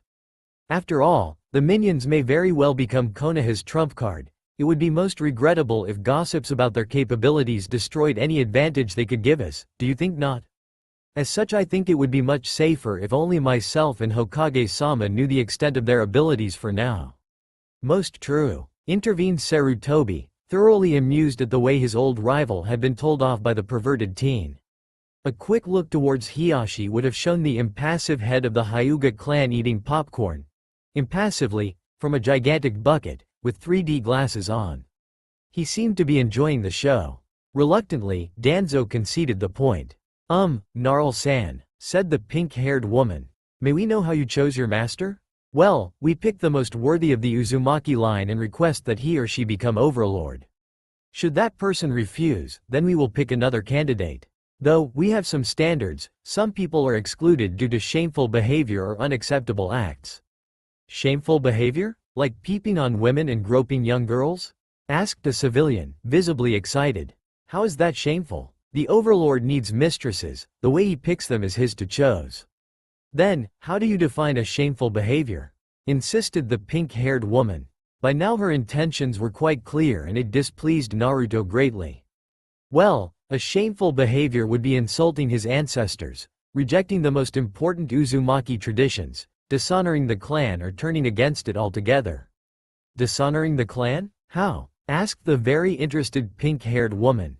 Naruto could do nothing but grit his teeth or risk to appear as if he wanted to hide something, but this woman was beginning to irk him to no end. There were several ways, for instance rape was considered a capital crime. Said Gnarl, completely missing the vicious smirks that appeared on many civilian faces, and the subsequent revolted faces on the shinobi side. Thankfully, the tower heart is designed to reject any rapist, so that is not something we have to worry about. Immediately, the civilians' faces fell and the shinobi smirked, with Hiyashi having a cup of soda in hand, and no indication on where it came from. Of course, prisoners of war are excluded. Specified Gnarl. Anything else? Asked the pink-haired woman, with badly disguised irritation. Well, intolerance to ramen was always seen badly in the Uzumaki clan. The pink-haired woman slammed her head in the table, and Naruto grinned widely. Wait, you mean eating large quantities of ramen are also part of the job? Yes, my lord. Is there even a downside to this job? Moving on, what would happen if you ran out of Uzumaki to choose as leader? Asked the irritated woman. We would eradicate those that killed off our masters or died trying, and if we succeeded we would probably choose another line from the Rikudo's blood to serve. But that won't happen. Lord Naruto is our overlord and I am confident that he will live a long life and reform the Uzumaki clan. And what if a more worthy clan arose? Asked one of the civilians bluntly. Without delay, the whole shinobi side of the council erupted in protest, Hiyashi throwing his popcorn and soda to the side, causing them to disappear in a puff of smoke. How dare you? Bellowed an enraged Choza. Clan property is untouchable. If you bastards think I'll give my clan's secrets to your Uchiha bitch, cuz you think he's better, you're dead wrong. Growled Sume. You have no say on the worthiness of any clan or to who their secrets should go. Declared Hiyashi in a cold voice, amidst the protests of the other clan heads. Of course, seeing such a united front pleased Naruto greatly, mainly because it pissed the civilians off. That won't happen, said Gnarl, earning the attention of the whole room. We were given to the Uzumaki line by Rikudo-sama. No line can be more worthy than the one chosen by the first overlord. If that wasn't enough, the Uzumaki have proven in the last 2 millennia that they are indeed a very worthy line, far worthier than any Uchiha or Senju could hope to be, no matter how much they would want to. That enraged the civilians. Are you saying that the Uzumaki are better than the 2 clans that founded this village? Yes, at least they didn't ruin the Rikudo's work before spending 2,000 years in a wasteful and idiotic squabbling. Had their progenitors used their brains, the world would still be at peace. Though, I will admit that young Hashirama was a very nice boy, almost like an Uzumaki. Though, it was a shame that he didn't eat ramen. What? Why are you bringing the Shodai in this? Asked the pink-haired woman confused. Because he married Mito-sama of course. Answered Gnarl like it was obvious. She was the overlady at the time, but when she married young Hashirama she relinquished the title. Oh, she was also your grand-grand-aunt my lord.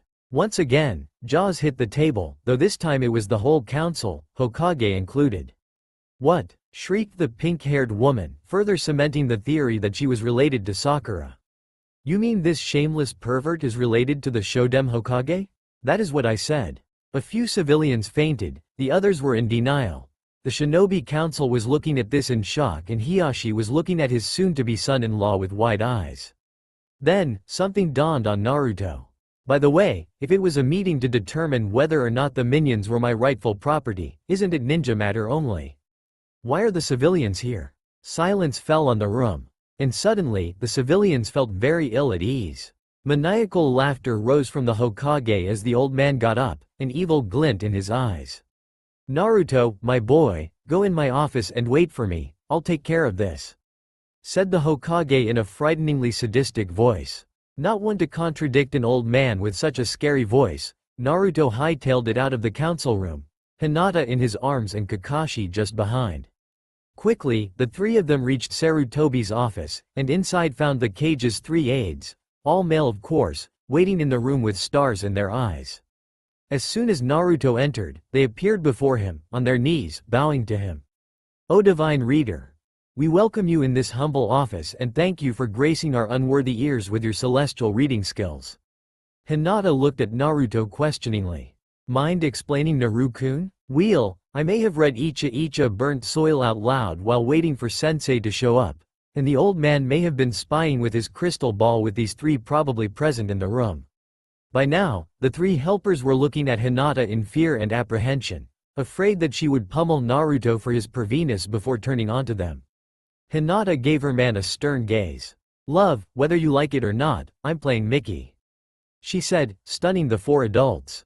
Naruto only smiled. I wouldn't have it any other way, love. The Hokage then entered the room, a huge satisfied smile on his face. And what seemed to be small red dots on his robes. Oh, well, not his problem. Naruto sat down, Hinata in his lap, and pulled his book out. So, shall we have this reading? The five grown men were instantly seated in front of him, eyes shining. They would be found the next morning in the office, passed out, with massive nosebleeds and happy smiles. Naruto and Hinata were walking down the streets of Konoha. Above them, the moon was shining softly, lighting their path as they walked to the park and the portal it held. They had just exited the impromptu reading session requested by the Hokage and Kakashi, and were now returning home. However, no tiredness was on their faces, no calm or serenity. Their faces had serious expressions, their steps were hurried, almost a run, forcing Gnarl to strain his old knees. The elderly minion never contradicted the overlord, but it didn't stop his breath from coming out in pants. Naruto suddenly stopped, giving the old minion some time to breathe. Exchanging a glance with his betrothed, Naruto nodded and made a shadow clone. The original took Hinata in his arms bridal style while the clone picked Gnarl and placed him under his arm. Before the old minion could inquire of the reasons for this, both blondes broke off into a sprint, reaching the portal in no time, and quickly using it, disappearing in a flash of red, leaving the two shadows that followed them to look at the portal in confusion, wondering if they failed to remain undetected. My lord, why hurry this much? We were followed. We were? I felt no disturbance, my lord. No, they were very good, but there were two holes in the perv, like the mummy in the council room. Not even an ounce of perversion. It felt so unnatural, said Hinata, finishing his sentence. I felt it too. I perceived such holes in the perv a few times before, but they disappeared so quickly that I never paid it any attention. I think Danzo is the cause for this. He must be dealt with, such an abomination cannot remain in our village. Agreed. Shall I call for Stench, my lord? Yes, send him to the throne room, we'll meet him there. Naruto made his way through the castle at a brisk pace, his kimono flowing around his legs. Had the villagers seen him, they would have thought it was a different kid altogether. There was no goofiness, no perverted smile, only seriousness. Finally, he stepped in the throne room and marched to the throne, a simple wooden chair for now, since the last one had been stolen. He sat on it, Hinata sitting in his lap. Stench quickly came in. Master? He said, his big bright eyes shining with curiosity. Stench, I have for you a mission of the utmost importance. A man must be eliminated in Konoha, discreetly. His name is Shimura Danzo. I will show you his face on the orb before you go. His death must look like an accident, do you understand? Yes, Stench understand. Good, now follow me. Hinata got down and walked next to him to the orb. Naruto placed his hand on the orb, and the surface contorted to show Danzo. Stench looked at him for a few seconds, and then he darted to the portal and teleported, going to Konoha to fulfill his sinister mission. Naruto sighed tiredly. I am afraid I am not in the mood for fooling around tonight, my dear. He said apologetically to Hinata. The heiress only gave a poor smile. I know what you mean. Come on, let's just go to bed. The two teens made their way to their bedroom, stripped and slipped under the sheets, cuddling together and enjoying the skin contact. As they held onto each other, they were slowly lulled to sleep by the warmth of the embrace and the heartbeat of their beloved. Hinata slowly began to emerge from her sleep feeling strange, though she couldn't express what felt different. She tried to rub the sleep out of her eyes, and that's when she realized what the problem was. She couldn't move her arms because they were tied behind her back. When she tried to move her jaw, she realized a familiar ball gag was in her mouth. She began to feel excited, wondering what her beloved had in stock for her. Ah, you are awake, I see. She turned her head and saw her fiancé, naked as the day he was born, laying next to her. Then we can begin our fun. Though, we'll have to be quick about it, we wouldn't want to miss our tests. Naruto rolled on top of her and quickly grabbed her legs. Now, he had control of her last two free limbs, she was effectively helpless in his hands. And it aroused her to no end. Then she felt another pair of hands pulling her up. Looking above her shoulder, she saw another Naruto, smiling impishly at her. Oh Kami-sama, yes. The clone impaled her rear on his spear while the original claimed her front in one swift thrust. She moaned in the gag, reveling in the feeling of fullness and the delicious friction inside of her.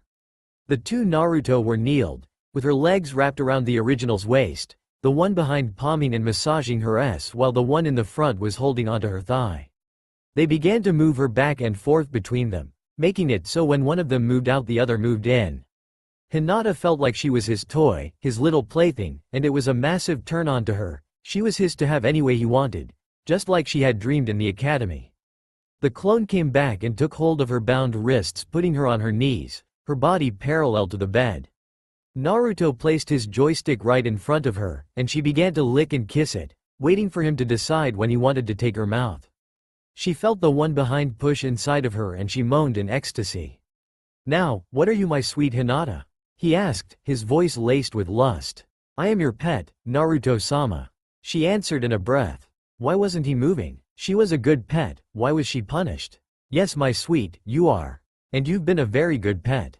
The Naruto behind her began to pump himself in her slowly, making Hinata moan in pleasure.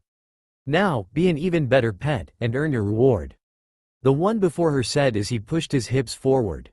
Instantly, Hinata wrapped her lips around the pulsing manhood and began to suck greedily, moaning with every thrust from the blonde behind her.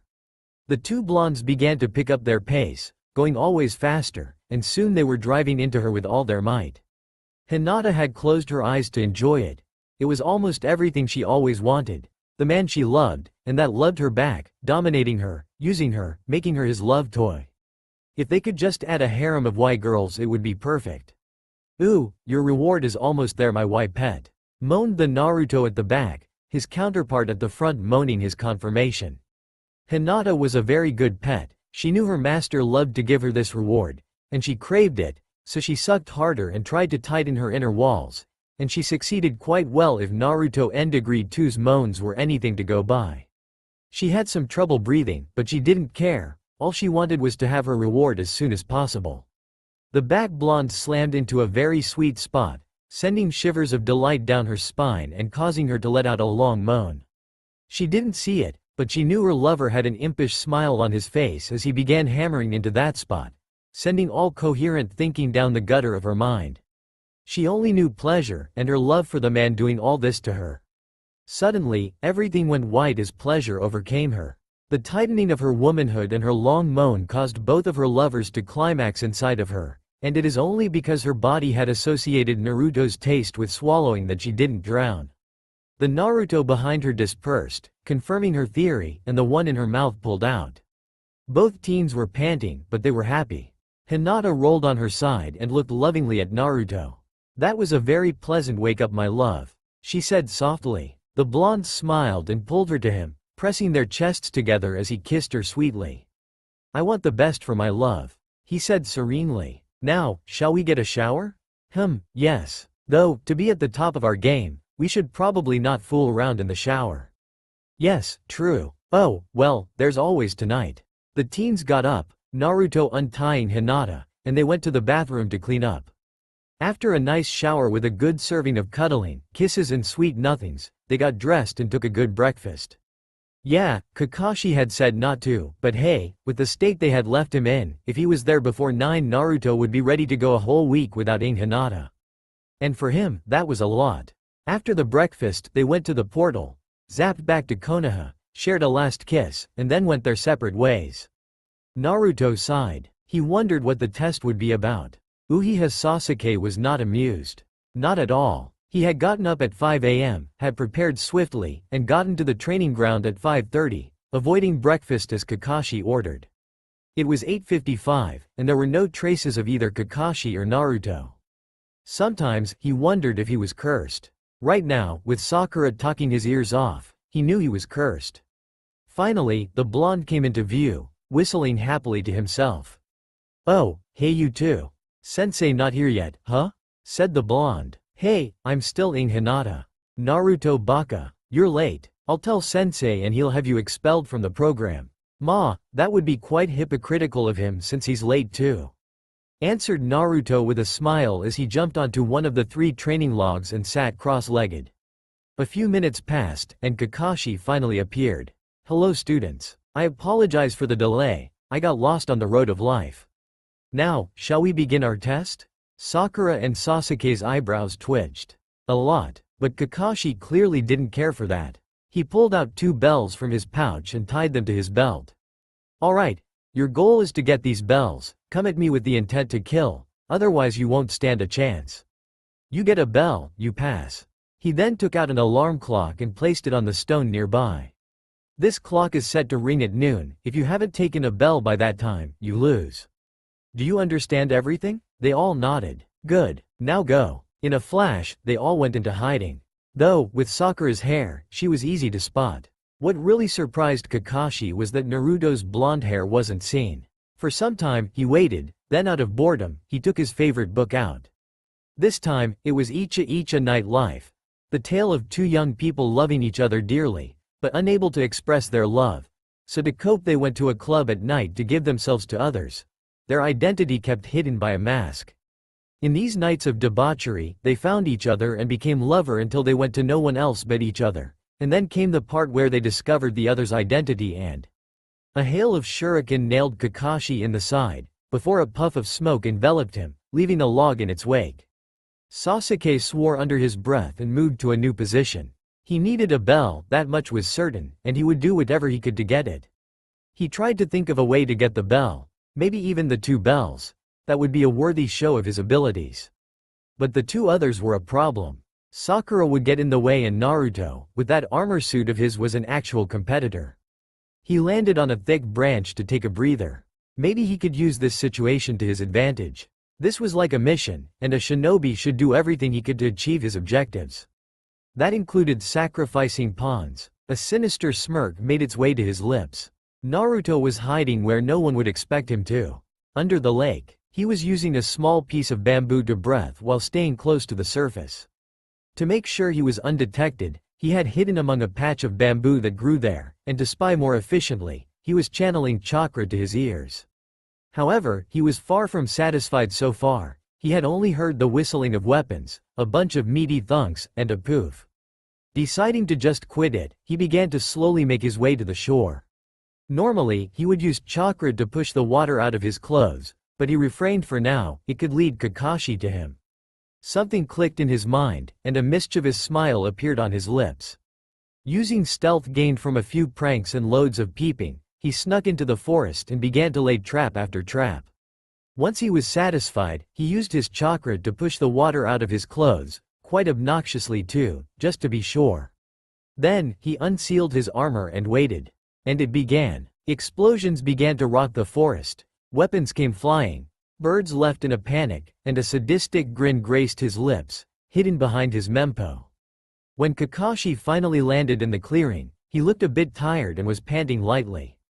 Nice trap layout. I actually had some trouble escaping some of your traps, if only because of the sheer number. Where did you learn all that? Well, pranking sure does help with trap making. Besides, quantity has a quality of its own. I don't remember who said that, but I do remember he was an asshole. True. Anyway, I guess we should begin this little fight, huh? Said Kakashi as he took his stance. Naruto didn't answer, and simply charged him, sending a pulse of chakra to detonate the 2 tags behind Kakashi, the shockwave putting the Jonin off balance and stunning him temporarily. However, he hadn't reached his rank simply by reading smut. Kakashi rolled under a punch and sprang up once behind his hopefully soon-to-be student and span in midair, sending his right foot slamming into Naruto's side, sending the teen flying into a tree and hurting his toes like hell. Ow! Full metal plate armor, interesting, you're way faster than you should be. Ah, the marvels of Fuinjutsu, answered Naruto as he got up. Now, shall we dance again? Kakashi eyes smiled. They charged at each other again and engaged in a fight. Naruto's speed was good, even without his armor, but once in the Fuinjutsu enhanced cuirass, he reached mid-Chunin speed, making his taijutsu much more efficient. That wouldn't have been a problem for Kakashi if his blonde charge hadn't decided to summon 5 clones to help him, and with their metallic plating, they proved far more resistant than regular shadow clones. By now, Kakashi was impressed, very much so. He never had a genin keep him on his toes before. Then something unexpected happened. Sakura came in, charging rather slowly for a genin while screaming a battle cry. The 6 Naruto began to work around her, making sure she didn't get in the way of their attacks while staying out of the way of her, quite sloppy, punches. Kakashi noticed that, more than anything, Sakura was trying to pin him down, to keep him in one place. He idly wondered why she would do this and if she was working with Sasuke. Maybe there was some hope for these two after all? The six Naruto also seemed to have understood that because they began to give Sakura more and more shots at blocking Kakashi's ankles, and then the girl used two kunai linked with ninja wire to wrap one of Kakashi's feet and pin it to the ground before quickly doing the same to his other ankle. Then Sasuke came, with his hands locked in a tiger seal, and a sinister smile on his lips. Kakashi knew no one would have enough time to flee. Sasuke was already breathing fire, and at point-blank distance, no one could escape. Everything slowed down. He saw Naruto's legs tensing to propel him out of the way, but it would be too slow. Two of his clones were reaching for a kunai to free him, the three others moving to form a protective barrier to gain him and Sakura a few more seconds, but it wouldn't be enough. Sakura was gathering some chakra for a kawarimi, a smug smirk on her lips, but she wouldn't have time to escape. Kakashi did the only thing he could think of. His hands blurred, reality came back to normal speed, and he spat a powerful jet of water, extinguishing the fire and nailing the Uchiha in the chest, sending him to the ground and interrupting the technique. Sakura failed to stop her kawarimi in time and puffed on the other side of the clearing, before running to Sasuke, screaming in worry. Naruto breathed in relief, relaxing his legs, while the kunai clones slashed the wires, freeing an irate Kakashi and the three others dispersed. Now free of his movements, Kakashi marched onto Sasuke with burning fury in his eye. Grabbing the Uchiha by the collar, he hefted him to eye level and glared at him. When Sakura began to scream at him, he gestured to Naruto, and the blonde incapacitated her with a chop to the neck. "Now, you little shit, could you please explain why you were trying to kill your teammates?" "You said to come with the intent to kill," answered Sasuke with a smirk, "and sacrifices have to be made." "Sensei, what are your instructions?" asked Naruto, to divert Kakashi's attention from Sasuke before the Jonin did something he would regret. "We report to Hokage-sama. Take Pinky." Naruto did just that and flung Sakura over his shoulder none too gently while Kakashi knocked Sasuke out and flung him over his own shoulder before walking away at a brisk pace. On the way to the tower, a few civilians demanded that Sasuke was released, only to be met with Kakashi's killing intent and threats of a visit to T&I for cooperation with a suspected traitor. That shocked a lot of people. Naruto's armor and mempo certainly didn't help. When they finally reached the tower, people stopped opposing them. No sane ninja would try to stop an enraged Kakashi. Quickly, they reached the secretary's desk. "Kakashi-sama? Naruto-sama?" said the man in confusion. "Am I to understand you wish to talk to Hokage-sama?" "Yes, and quickly," said Kakashi, trying to control the anger in his voice with only moderate success. The man hurriedly went to the door of the office, knocked, opened and popped his head inside before saying a few words. When he got his head out, he told them to go inside with a head movement. Kakashi opened the door and stepped inside, throwing Sasuke in front of the Hokage's desk, surprising the old man. While Naruto closed the door, Sarutobi tried to keep his features under control.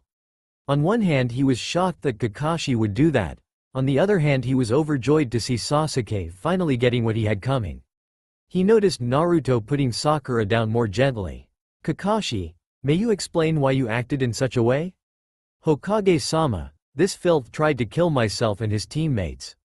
While I did say to come with the intent to kill, his plan was clearly to hold me off using his teammates before unleashing a large-scale fire technique on the group, leaving us with no time to escape." The Hokage took a moment to gather his thoughts. "I see." He snapped his fingers. Two Anbu appeared, bowing on one knee. "Take these two to T&I. And schedule a council meeting for tomorrow morning. Everyone will want to know, and I'd rather chose the time myself than let them place the meeting at their convenience." The Anbu saluted and disappeared with their prisoners. Sarutobi sighed heavily. He had hoped for a quieter day. "Hokage-sama," said Kakashi, "no matter what you decide, I refuse to teach these two." However, Naruto proved far more promising, and moved to protect myself and Sakura with his clones, even though it could have led to his death.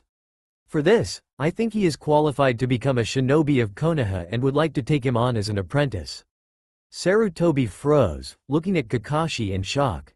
He slowly nodded. I see. What of Uchiha Sasuke? You know that, due to political reasons, we cannot send him back to the academy or simply expel him from the program. I am aware of this, but I simply refuse to teach this, Stain, said Kakashi with finality in his voice. Very well, said Sarutobi. I guess I'll have to find a teacher able to scare him enough to keep him in line, said the old Kage with a sigh. So much work, so little time. With all due respect, Hokage-sama, why not use shadow clones? A moment of silence ensued. Then, in a single moment, Sarutobi's head slammed on the desk, and his three helpers dropped the very heavy piles of paperwork they were carrying. The old Kage suddenly jumped on his desk, showing surprising energy for one his age, and raised his fist at the sky, weeping in anger. Minato, you little brat. That was your secret. Why didn't you tell me? As the Hokage began to bellow insults and curses aimed at his deceased successor, Kakashi signaled Naruto to exit the office. Naruto followed his teacher, wondering why only the Yondaime thought of this. Naruto was walking through the park where his way home was, back in his burnt orange kimono, enjoying the baffled looks of the population around him. He reached the portal and saw Hinata and her teacher coming his way from another direction. He smiled and waved at his fiancée. He still couldn't believe he was that lucky, and she waved back, a happy smile on her face. He admired the way her kimono hugged her developing but still alluring curves while staying modest. It gave her an air of royalty that aroused him to no end. Perhaps it was the need to see such a pure-looking girl indulge in carnal pleasure, or perhaps he just loved her like that. Yes, other girls could arouse him, physically at least, but so far he hadn't met another girl whose sole dreamed image could get him to full mast. But while there was physical attraction, there was also the emotional part. She soothed him, quieted his fears and pains. Her small, almost hesitant smiles always awoke the colony of butterflies that seemed to sleep in his belly. Yes, she was his beloved, and he would do anything to have her by his side. Hinata finally reached him, but after this train of thoughts he felt the need to be tender and loving, so he claimed her lips softly before she could talk. While it was obvious she hadn't expected such a straightforward act, she didn't shy away from the kiss, far from that. She literally melted into his arms, kissing back. They enjoyed a few moments of this most enjoyable activity, feeling each other's love through the kiss, until the clearing of a throat ended the kiss. The two young lovers turned to the direction from which came the sound. Kurenai was looking at them with an embarrassed blush on her face. Could you two please keep that for when you're alone? Oh come on, it was just an innocent kiss, whined Naruto. Can't I kiss my fiancé? Doing it in public like that is not proper. Because killing people via mindfuck is proper? Don't try to deny it, that's what a genjutsu does. Kurenai, a blush still on her face, grunted. Anyway, Naruto-san, may we talk for a moment? Naruto nodded wearily and followed the crimson-eyed Jonin a bit away, under Hinata's watchful and slightly worried gaze. Once out of earshot, Kurenai turned to Naruto. How? Beg you pardon? How did you turn a sweet and respectable young lady like Hinata into a complete pervert? I didn't do anything, she was like that before, you just refused to see it. She wasn't like this, I know her. Believe what you will. Just answer this question, are you ashamed of her? If so, maybe you should try to slowly distance yourself from her, because it would hurt her and I don't want that. This being said, I wish you a good evening, said Naruto before bowing slightly and turning to join his fiancée, quickly leading her to the portal and zapping back to Whirlpool. Kurenai remained there for a few moments, thinking about what the young blonde had told her. Was she ashamed of Hinata? No, she simply couldn't bring herself to be. Maybe he was right. Perhaps Hinata was like that from the start. Maybe she should open up a bit and see if there really was something to this Provenus thingy. Once on the castle side of the portal, Naruto pulled his beloved to him again, pressing his lips softly and lovingly against hers. Without anyone to interrupt them, Hinata gave into the kiss happily. After a minute or so of lip-locking, Naruto pulled back and gazed lovingly into her eyes. She smiled happily, but he could see some curiosity in her eyes. What did I do to deserve that? Just so I know what to do again. Nothing. Chuckle, I just thought about how wonderful you are and, well, I got a bit affectionate. He said with a smile. Well, I really like it, answered his precious heiress, burying her face in the crook of his neck, a blissful smile on her face. They stayed like that for some time before Hinata got her head out of his shoulder and gripped his hands. Then, with a smile, she led him to the dining room. They shared a simple meal, talking about their days. Hinata wanted nothing more than to maim the Uchiha for his stunt, but Naruto calmed her enough that she let it go. For now, Hinata's day had been far less exciting. They had been subjected to a tracking test, one they couldn't pass without working together, and with Shino around it was quickly exposed, resulting in the team passing almost effortlessly. Once the dinner was done, Naruto grasped Hinata's hand and led her to their bedroom. Both knew what was coming, and both craved it. The physical and emotional completeness that came with this act of love and lust was so beautiful, so perfect, they simply couldn't have enough of it. Though, Hinata wondered in which way her lover would take her. Would it be hard and fast, soft and loving, or maybe kinky? Though, after all the cuddling and kissing, she couldn't help but hope for some sweet, soft love-making. And her wish would be granted. As soon as they were near the bed, Naruto turned to her and claimed her lips in a slow, loving kiss, slowly passing his tongue on her lips.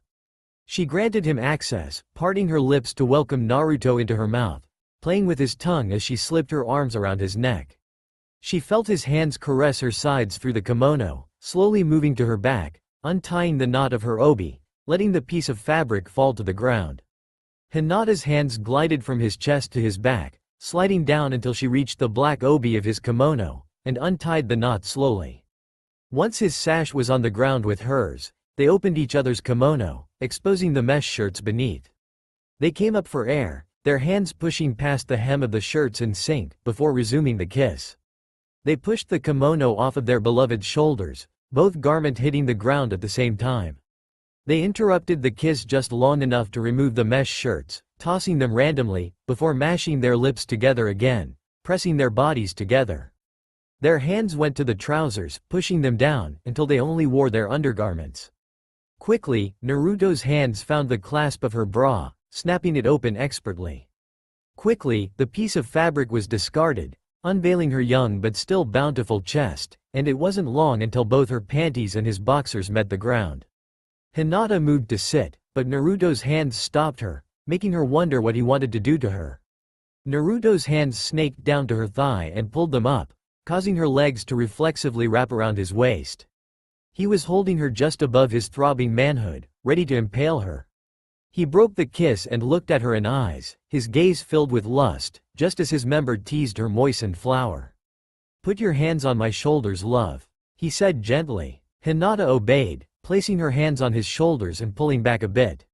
She had to admit that she had a nice view of his taut chest. Then, he impaled her. She moaned in delight as he felt him enter her so easily and so deeply. Slowly, he began to move her up and down his shaft, picking up speed until he was at a rhythm they both liked. "Do you like it, love?" he asked between two pants. Hinata looked at him through the haze of pleasure, and nodded, smiling widely at the delicious sensation coursing through her. "Good. This position, pants, is called ascent to desire. Pant, I found it in an old book, pant called the Kama Sutra. Pant, I think I'll pant use a few others pant positions from this book." The prospect of enjoying more of those delicious positions made Hinata buck her hips, joining the rhythm. As the delicious friction increased, so did the pleasure and their moans, and soon the room was filled with the scent of arousal and lovemaking. With a long drawn-out moan, Hinata climaxed, showing her pleasure-filled expression to her lover, as her womanly treasure enticed Naruto into giving up his seed. Naruto pulled her against his chest and kissed her. They remained like that, Naruto standing, Hinata wrapped around him, for a few moments, until Naruto simply couldn't stay up anymore. He went to the bed and sat on it, letting Hinata unwrap herself and crawl on the bed. Naruto crawled after her, settling beside her and wrapping her in his arms, spooning her. Then, as she drifted to sleep, Hinata felt her favorite stick slip between her lower lips and lay still there. She smiled. Naruto woke up feeling very comfortable. He opened his eyes to a mop of blue hair he recognized immediately. He smiled in happiness. He snuggled closer to her and suddenly had to stifle a moan. Hinata, still sleeping, didn't stifle hers. That's when he remembered his last action before going to sleep. It seemed that his morning wood had found itself in a wonderful situation. He pondered his options for only a second before taking the only decision he could. He moved his arms from around her waist and cupped both of her ass, massaging them softly, enjoying the quiet moans he got out of his sleeping lover. Then, he began to slowly rock his hips back and forth and kissed her neck sensually. He kept his pace even, trying to see if he could get her to peek in her sleep. However, that idea went down when Hinata's eyes fluttered open after he brushed against a particular spot. Yes, or trying to find all the ways to, wake me up with pleasure? She asked through her moans, enjoying the soft lovemaking. Maybe, my sweet Hina. He breathed in her ear, feeling the shudder that went down her back. Why, do you want me to stop? He asked teasingly, already knowing the answer. By no means, explore all you want. And Naruto did just that. One of his hands left Hinata's and descended upon the little bundle of nerve between her legs, softly rubbing it and eliciting pleasured mewls from the beautiful heiress. His mouth returned to her neck, sucking, kissing, licking. He upped his pace a bit, loving the way she shuddered against him. He began muttering loving words in her ear as he felt her walls spasming, and after a few more minutes of lovemaking, she tumbled over the edge with a long moan, muffled by her closed lips. They took a few minutes to catch their breath, still pressed against each other, enjoying the skin contact. Then, Naruto pulled out of his lover and kissed her cheek. He got up and helped her out of the bed, pulling her to him and into a fierce kiss. After a few moments of lip-locking, he realized there was something he had failed to tell her in the last few days. Hinata-chan, I should have told you this sooner. I hope you can forgive me for being so late. I love you. Hinata smiled as she looked in his eyes.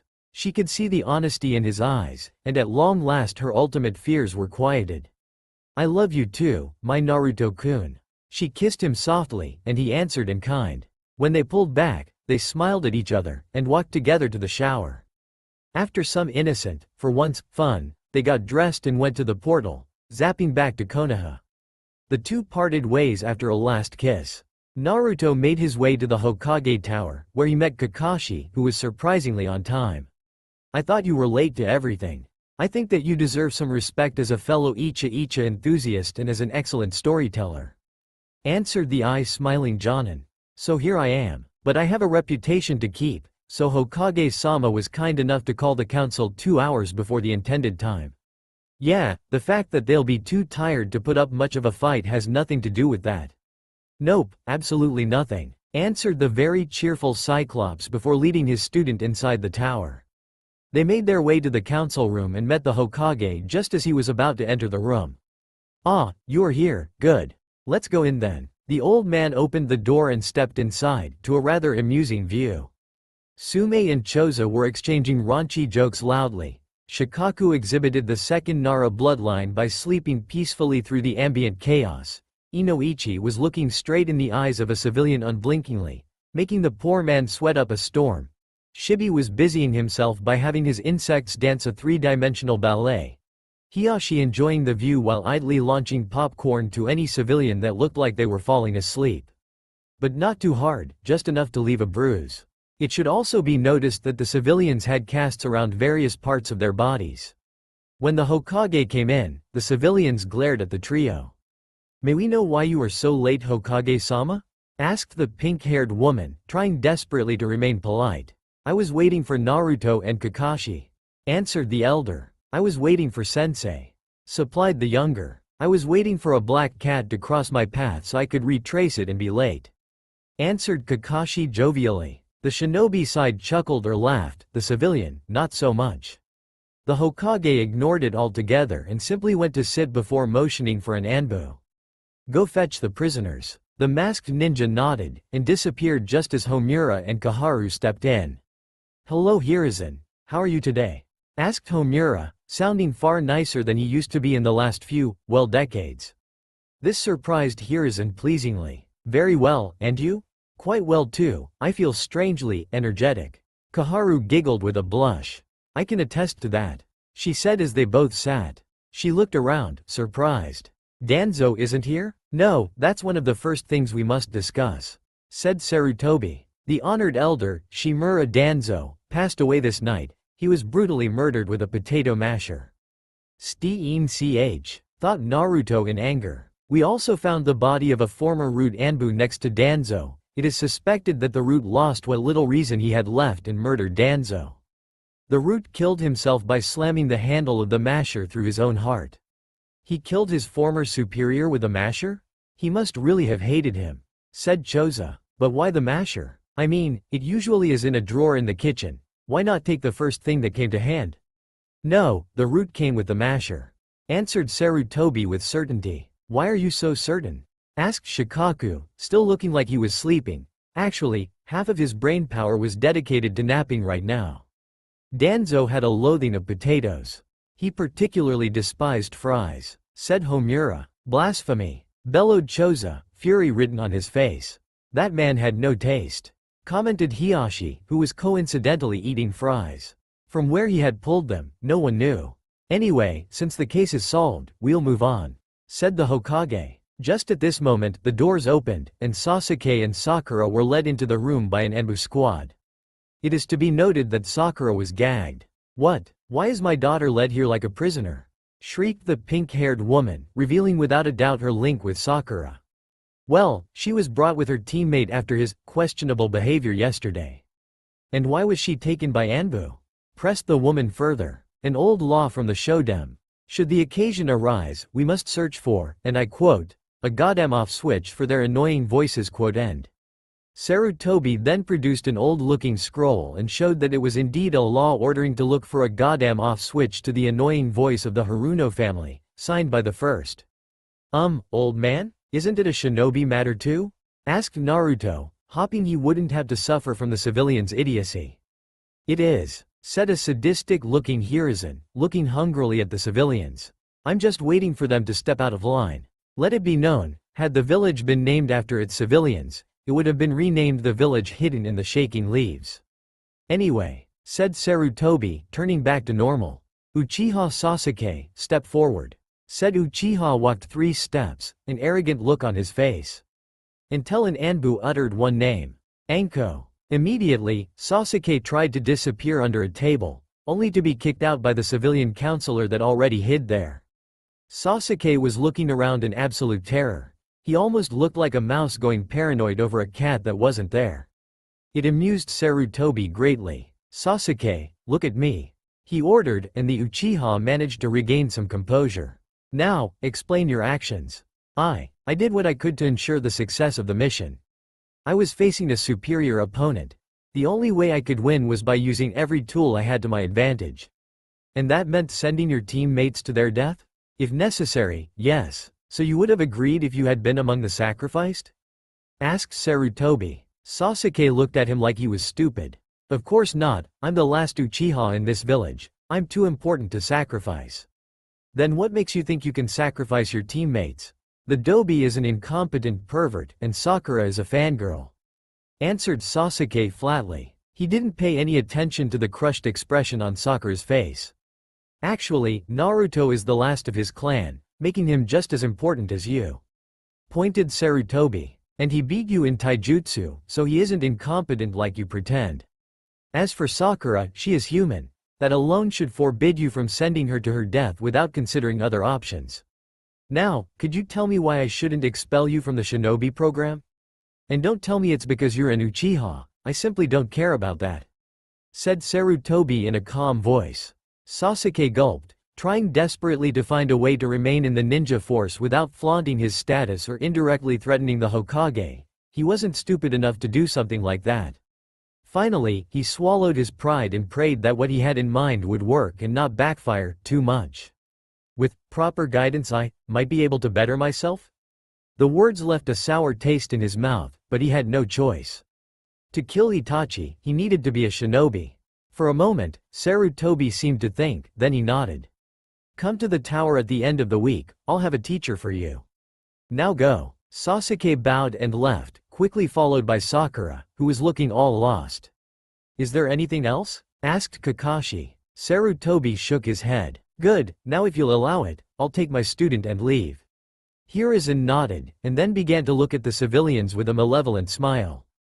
Hiyashi gave popcorn and soda to all the other clan heads. The show would be good. It was nearly noon, her meal would soon come. She looked at the window forlornly. They had decided to taunt her yet again, leaving it partially open. The glass and wood were reinforced by seals, making sure that her meager strength couldn't break it, and her door was tightly locked, giving her no chance to escape this prison she loathed. Her sole reprieve was the little orange books given to her by that blue-haired girl. She had never talked to her, only caught a glimpse of her, but it was enough. She knew someone out there was trying to help her, it warmed her heart. With a sigh, she returned to her painting, depicting once more a scene of Icha Icha. It was the only occupation she really had after all. That, and fantasizing that someone would free her from this hellish life and let her explore the world outside. There were so many things she wanted to do. Look once again upon the Hokage monument, taste that ramen food she once heard someone shout about, see the ocean, have a threesome. With a sigh, she tried to take her mind off of those matters. Until she heard a very low moan. She didn't exactly have a lot of ways to pass the time, so she had trained her senses, even using what little chakra she had to help. Her sight was perfect, her nose about twice as efficient as a normal human nose, and her hearing was also improved. Which mean, she could hear people coming. Yeah, it was about lunchtime, but for the frigid bitch that brought food to moan? Something was going on. She smiled, maybe she had forgotten where she was, or maybe she thought that her hearing wouldn't pick the sounds. Anyway, it would give her a very good distraction. A new moan, strange she noted, was heard, along with the sound of fingers moving on, into, something wet. Was she touching herself? Now, how about you finally tell me? Murmured a velvety voice that she quickly identified as female. Ooh, this was getting good. And no, never, why you won't get to her? Came the bitch's answer. In a way, it excited her, but another part of her mind was wary. Why was she resisting? Who was this mystery woman looking for? Suits yourself, love, I'll just fuck you in every room of this aisle until I find Yaku-chan. Answered the velvety voice. Now, Yakumo was positive that the unknown woman was looking for her. And honestly, she wanted to be found. Yakumo untied her obi, opened her robes, and let her pants fall to her ankles. She quickly snapped her bra open, and let her panties fall down her legs, before caressing one of her s with one hand, placing the other at her entrance. Arousal began to flood her as she heard her warden's moans and a shoji door open. Oh my, she's not here. Looks like we'll begin our fun. Yakumo was thrilled by the moans of pleasure that came from the beginning of the corridor, and she caressed herself for the better part of 2 hours to these screams of ecstasy, reveling in the symphony of flesh hitting flesh. When her door finally opened, she was exhausted, but so was her jailer. The brown-haired woman just collapsed on the ground, wearing only her Jonin vest and a shirt that was pulled above her nicely sized s, gasping for air. And no more, please. I can't. The would-be abductor stepped inside, revealing a purple-haired woman wearing a tan trench coat, a mesh suit that was currently widely opened, allowing access to her perfect s, and a bright pink strap-on. For a reason she couldn't understand, the fact that the strap-on was pink was especially arousing to Yakumo. The woman was drenched in sweat and was breathing heavily, but she looked like she could still go for a long time. She quickly located Yakumo due to her panting, and smiled widely when she saw the brown-haired heiress, still mostly naked. Well, looks like I finally found you, Yaku-chan. I had a little talk with your uncle. I don't think he'll walk straight for a few weeks, and I'm positive he now has a phobia of snakes. The implications only made Yakumo smile widely. Now come on, we got a few years of training to make up for, and a few things to explain. Yakumo nodded, happy that she could finally leave this place, and managed to get to her feet, swaying a bit.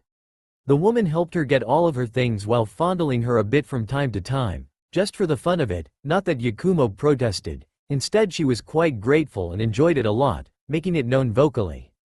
Once everything was gathered, Yakumo made herself presentable and followed the woman that was now officially one of her 2 favorite persons on this earth, the other being her blue-haired benefactor. She was quite surprised to see that her savior didn't bother with either closing her fishnet suite or removing the strap-on, but when Unkai tried to stop them, it proved to be very entertaining, especially when he shrieked like a little girl and fled as fast as his limping would allow when her hopefully future teacher stroked the piece of pink plastic. When they exited the compound, the woman simply placed a hand on her shoulder and sunshined them both to an unknown but quite large apartment. Make yourself comfortable, sweetie. This is the living room, the kitchen's obviously on the other side of the counter, first door on the right is the bathroom, second is the dungeon, third is my room. On the left, First door is the training room for light things, like lifting some weight or such. Second room is my little library. You'll have a shelf for yourself. Though I think we got a lot of books in common, and last door is your new room," she said, casually removing her clothing until she was simply in the nude. Yakumo looked at her in wonder. She felt her heart beating faster, both because she liked what she saw and because of hope. I don't have to be always clothed?" she asked shakily, hoping against hope that she could finally attain the ultimate level of comfort, in her opinion. That was nakedness without someone ordering her instantly to put some clothes on. "Nope, being naked's fun," answered her savior with a wide smile. Yakumo smiled as widely as she could. She already loved this person, even if she didn't know their name. "Alright kiddo, go put your stuff in your room, we'll talk after that, 'kay?" Yakumo nodded and quickly went to her room, throwing her stuff on the bed and quickly hopping out of her clothing before rushing back into the living room, finding her host sensually sprawled out on the couch. Yakumo happily sat on one of the love seats, enjoying the contact of the soft fabric against her skin. Then she remembered that she hadn't had time to clean herself and prepared to get up before she stained the fabric. However, her host seemed to have guessed what she thought. "Don't worry, they're all come proof. Now, let's go with introduction. I am Mitarashi Anko, your future teacher and your roommate. Pleased to meet Yaku-chan," she said with a saucy grin. "I'm happy to meet you too, Anko-sensei," answered Yakumo with a smile. "Alright sweetie, there are a few things to explain first," said Anko, looking a bit more serious. "First off, you were supposed to receive mental training in order to defeat a split personality that took control of your powers to kill your parents. Yeah, I know, far-fetched, but believe me, it's far from the craziest thing there is in this world. Second, you were supposed to be kept fit, so that once that split personality was defeated you could be sent right into the shinobi program. As it is, it'll take some time to get you where you need to be physically, but I'm pretty sure we can beat your crazy part soon." "Any question? What was the role of Yuhi Kurenai and all that?" asked Yakumo. "Kur-chan chickened out and has been beating herself up on that for quite some time now. Last time we got wasted, she was crying 'cause she let poor Yaku-chan all alone. Though, you'll excuse me if I don't regret it, she can get so wild when she's drunk," said Anko lustily, before pouting. "Why'd I only get her when she's drunk? So, she just took the coward's way out? Harsh way to put it, but yeah. It's kinda ironic, she's a pro of genjutsu, yet she falls to illusions she created herself. She even believes her little Hyuga protege isn't a pervert." Yakumo felt a pang of hurt and jealousy. Had she been replaced so easily? She breathed deeply to calm herself. She'd have the occasion to settle things down between her and her former sensei. Her train of thoughts was interrupted when Anko spoke again. Though, in her defense, she tried to convince the old man to put you on her team, and she immediately recommended you when she heard a room for another genin had opened. "See? She's not that bad," said the purple-haired woman with a smile. This revelation calmed Yakumo and warmed her heart. At least, her old sensei hadn't forsaken her. "Now," said Anko, once again cutting into her thoughts, "let's see if you can beat that crazy half of yours, 'kay?"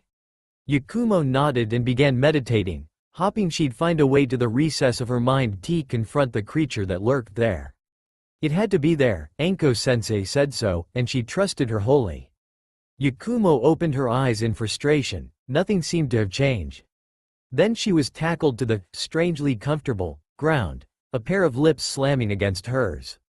The person pulled back and revealed, to her shock, an almost perfect clone of herself with brown skin, equally nude, and looking horny as hell. Please Yakumo-chan, I'll do anything, just please take me." The brown look-alike stuttered in need. Yakumo was stunned for a moment, then she smiled. With her hand, she cupped the look-alike's cheek. "What's your name?" "Ito," she answered hesitantly. "Anko-sensei told me you used our powers to kill mom and dad. Is this true?" she asked softly. Ito bowed her head in shame. "Why yes. I'm so sorry, I was so stupid." She began to cry. "I'm so sorry, please don't hate me," she whimpered. Yakumo remained calm, digesting it all. In a way, she was guilty. Ito was a part of herself. She stroked her cheek lovingly. "It's okay," she said, making Ito brighten. "But I'll have to punish you, you realize that?" Ito nodded, she knew it would come to this. "Good girl, now please me," said Yakumo with a smile. Immediately, Ito dived for her chest, licking and sucking, causing Yakumo to moan in appreciation. Ito caressed the mounds for a few moments before kissing her way down Yakumo's body until she reached the pulsating womanhood of her double, giving it a tentative lick, making the main personality moan in pleasure. Emboldened by the positive answer, Ito dived into Yakumo's womanhood, licking dutifully, inserting her tongue in the moist crevice, her hands flying to the chest of the moaning girl and kneading the growing mounds. Yakumo wasn't used to this kind of ministration, so she reached her peak quite quickly, moaning out in satisfaction. She took some time to gather her breath, then sat upright and looked at Ito, who was looking at her nervously and hopefully. Yakumo smiled before pulling her into a kiss. "Good girl," she said, "but you'll have to obey me, alright?" "Yes, Yakumo-sama," said the darker of the two submissively. Yakumo smiled in satisfaction and concentrated on the outside world, quickly coming back in control of her body only to find herself sprawled on her seat, Anko's head between her legs, the very pleasurable afterglow of orgasm still flowing through her veins. Now she understood why she lasted such a small time. "S-sensei," she moaned as Akko gave another lick, causing the purple-haired woman to look up. "Ah, back already? You looked like you had fun, so I decided to join in," she said with a cheeky smile. "So, how'd it go?" Yakumo answered with a smile on her own. "Let's just say that, loving oneself, has a whole new meaning." Sakura was in deep thought. That afternoon, she had determined that Sasuke was just being his cool self in the council room, and that she should admire him all the more for it. Thus, his comment about her being expendable had been forgiven, then forgotten. So, when her mother brought her a note from Sasuke asking her nicely, more like ordering her very rudely, to come to the Uchiha district, she went with a spring in her steps. She hadn't stopped when she had seen Ino at the gate of the compound, showing quite proudly a note almost identical to hers. Neither had she been put off when Sasuke had told them both to come in and led them silently to his room. When he had told them to undress, they had obeyed. Blushing due to embarrassment, they had even gone along when he had told them to make out, saying that the last to come would go first with him. Sadly for Sakura, she had lost. Once it was done, Sasuke began riding Ino without waiting for her to catch her breath, thrusting mercilessly inside of her. She had tried to make it look like she enjoyed everything, but Sakura had seen the tears in her eyes when Sasuke had ripped her hymen. Sasuke had satisfied himself, then he had taken Sakura. It had been painful, but, like Ino, she had played the part of being happy and pleasured. Sasuke had satisfied himself, and while she felt some gratification at the warmth in her belly, she still was disappointed that her first time had been kissless and brutal. But it had to be the way true men did it, right? "Sakura?" whispered Ino, in an effort not to wake up the sleeping Sasuke. "Yeah?" answered the pinkette in the same tone of voice. "Say, can we be friends again?" Sakura looked at her, smiled and nodded. No matter how unpleasant her first time was, at least she could restore her friendship with Ino. Iruka was roof-hopping. He wanted to see what was the result of the council meeting involving 3 of his former students. Then, he saw it, something that had resulted, a year or so ago, into a complete female riot. Naruto, with a fishing pole. The gray-haired man looking over him had to be his teacher, and the fact he didn't stop him was quite worrying. Quickly he ran to stop the teen, but he arrived late. Just late enough to have panties shoved in his hands, see the teen and his teacher disappear in a blur of speed, and hear an enraged scream. Then, the one he didn't want to see right now appeared. Mitarashi Anko. Her expression of unbridled fury descended into shock and confusion.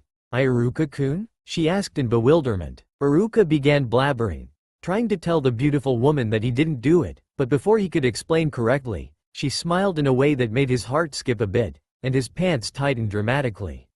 "Well, I didn't expect you to be so direct," she said in a low voice. She came closer to him, pressing her body against his and almost making his pants blow up. "Not that I complain. How about I see you at your house tonight?" she whispered in his ear sensually, effectively shutting down Iruka's higher brain functions. He only nodded dumbly. Anko smiled alluringly before turning back, walking to the edge of the roof, looking above her shoulder and sending him a lustful look before finally jumping down. Iruka finally noticed that he still had her panties in his hand. His hormones shot through the roof while howling madly and performing various acrobatic figures.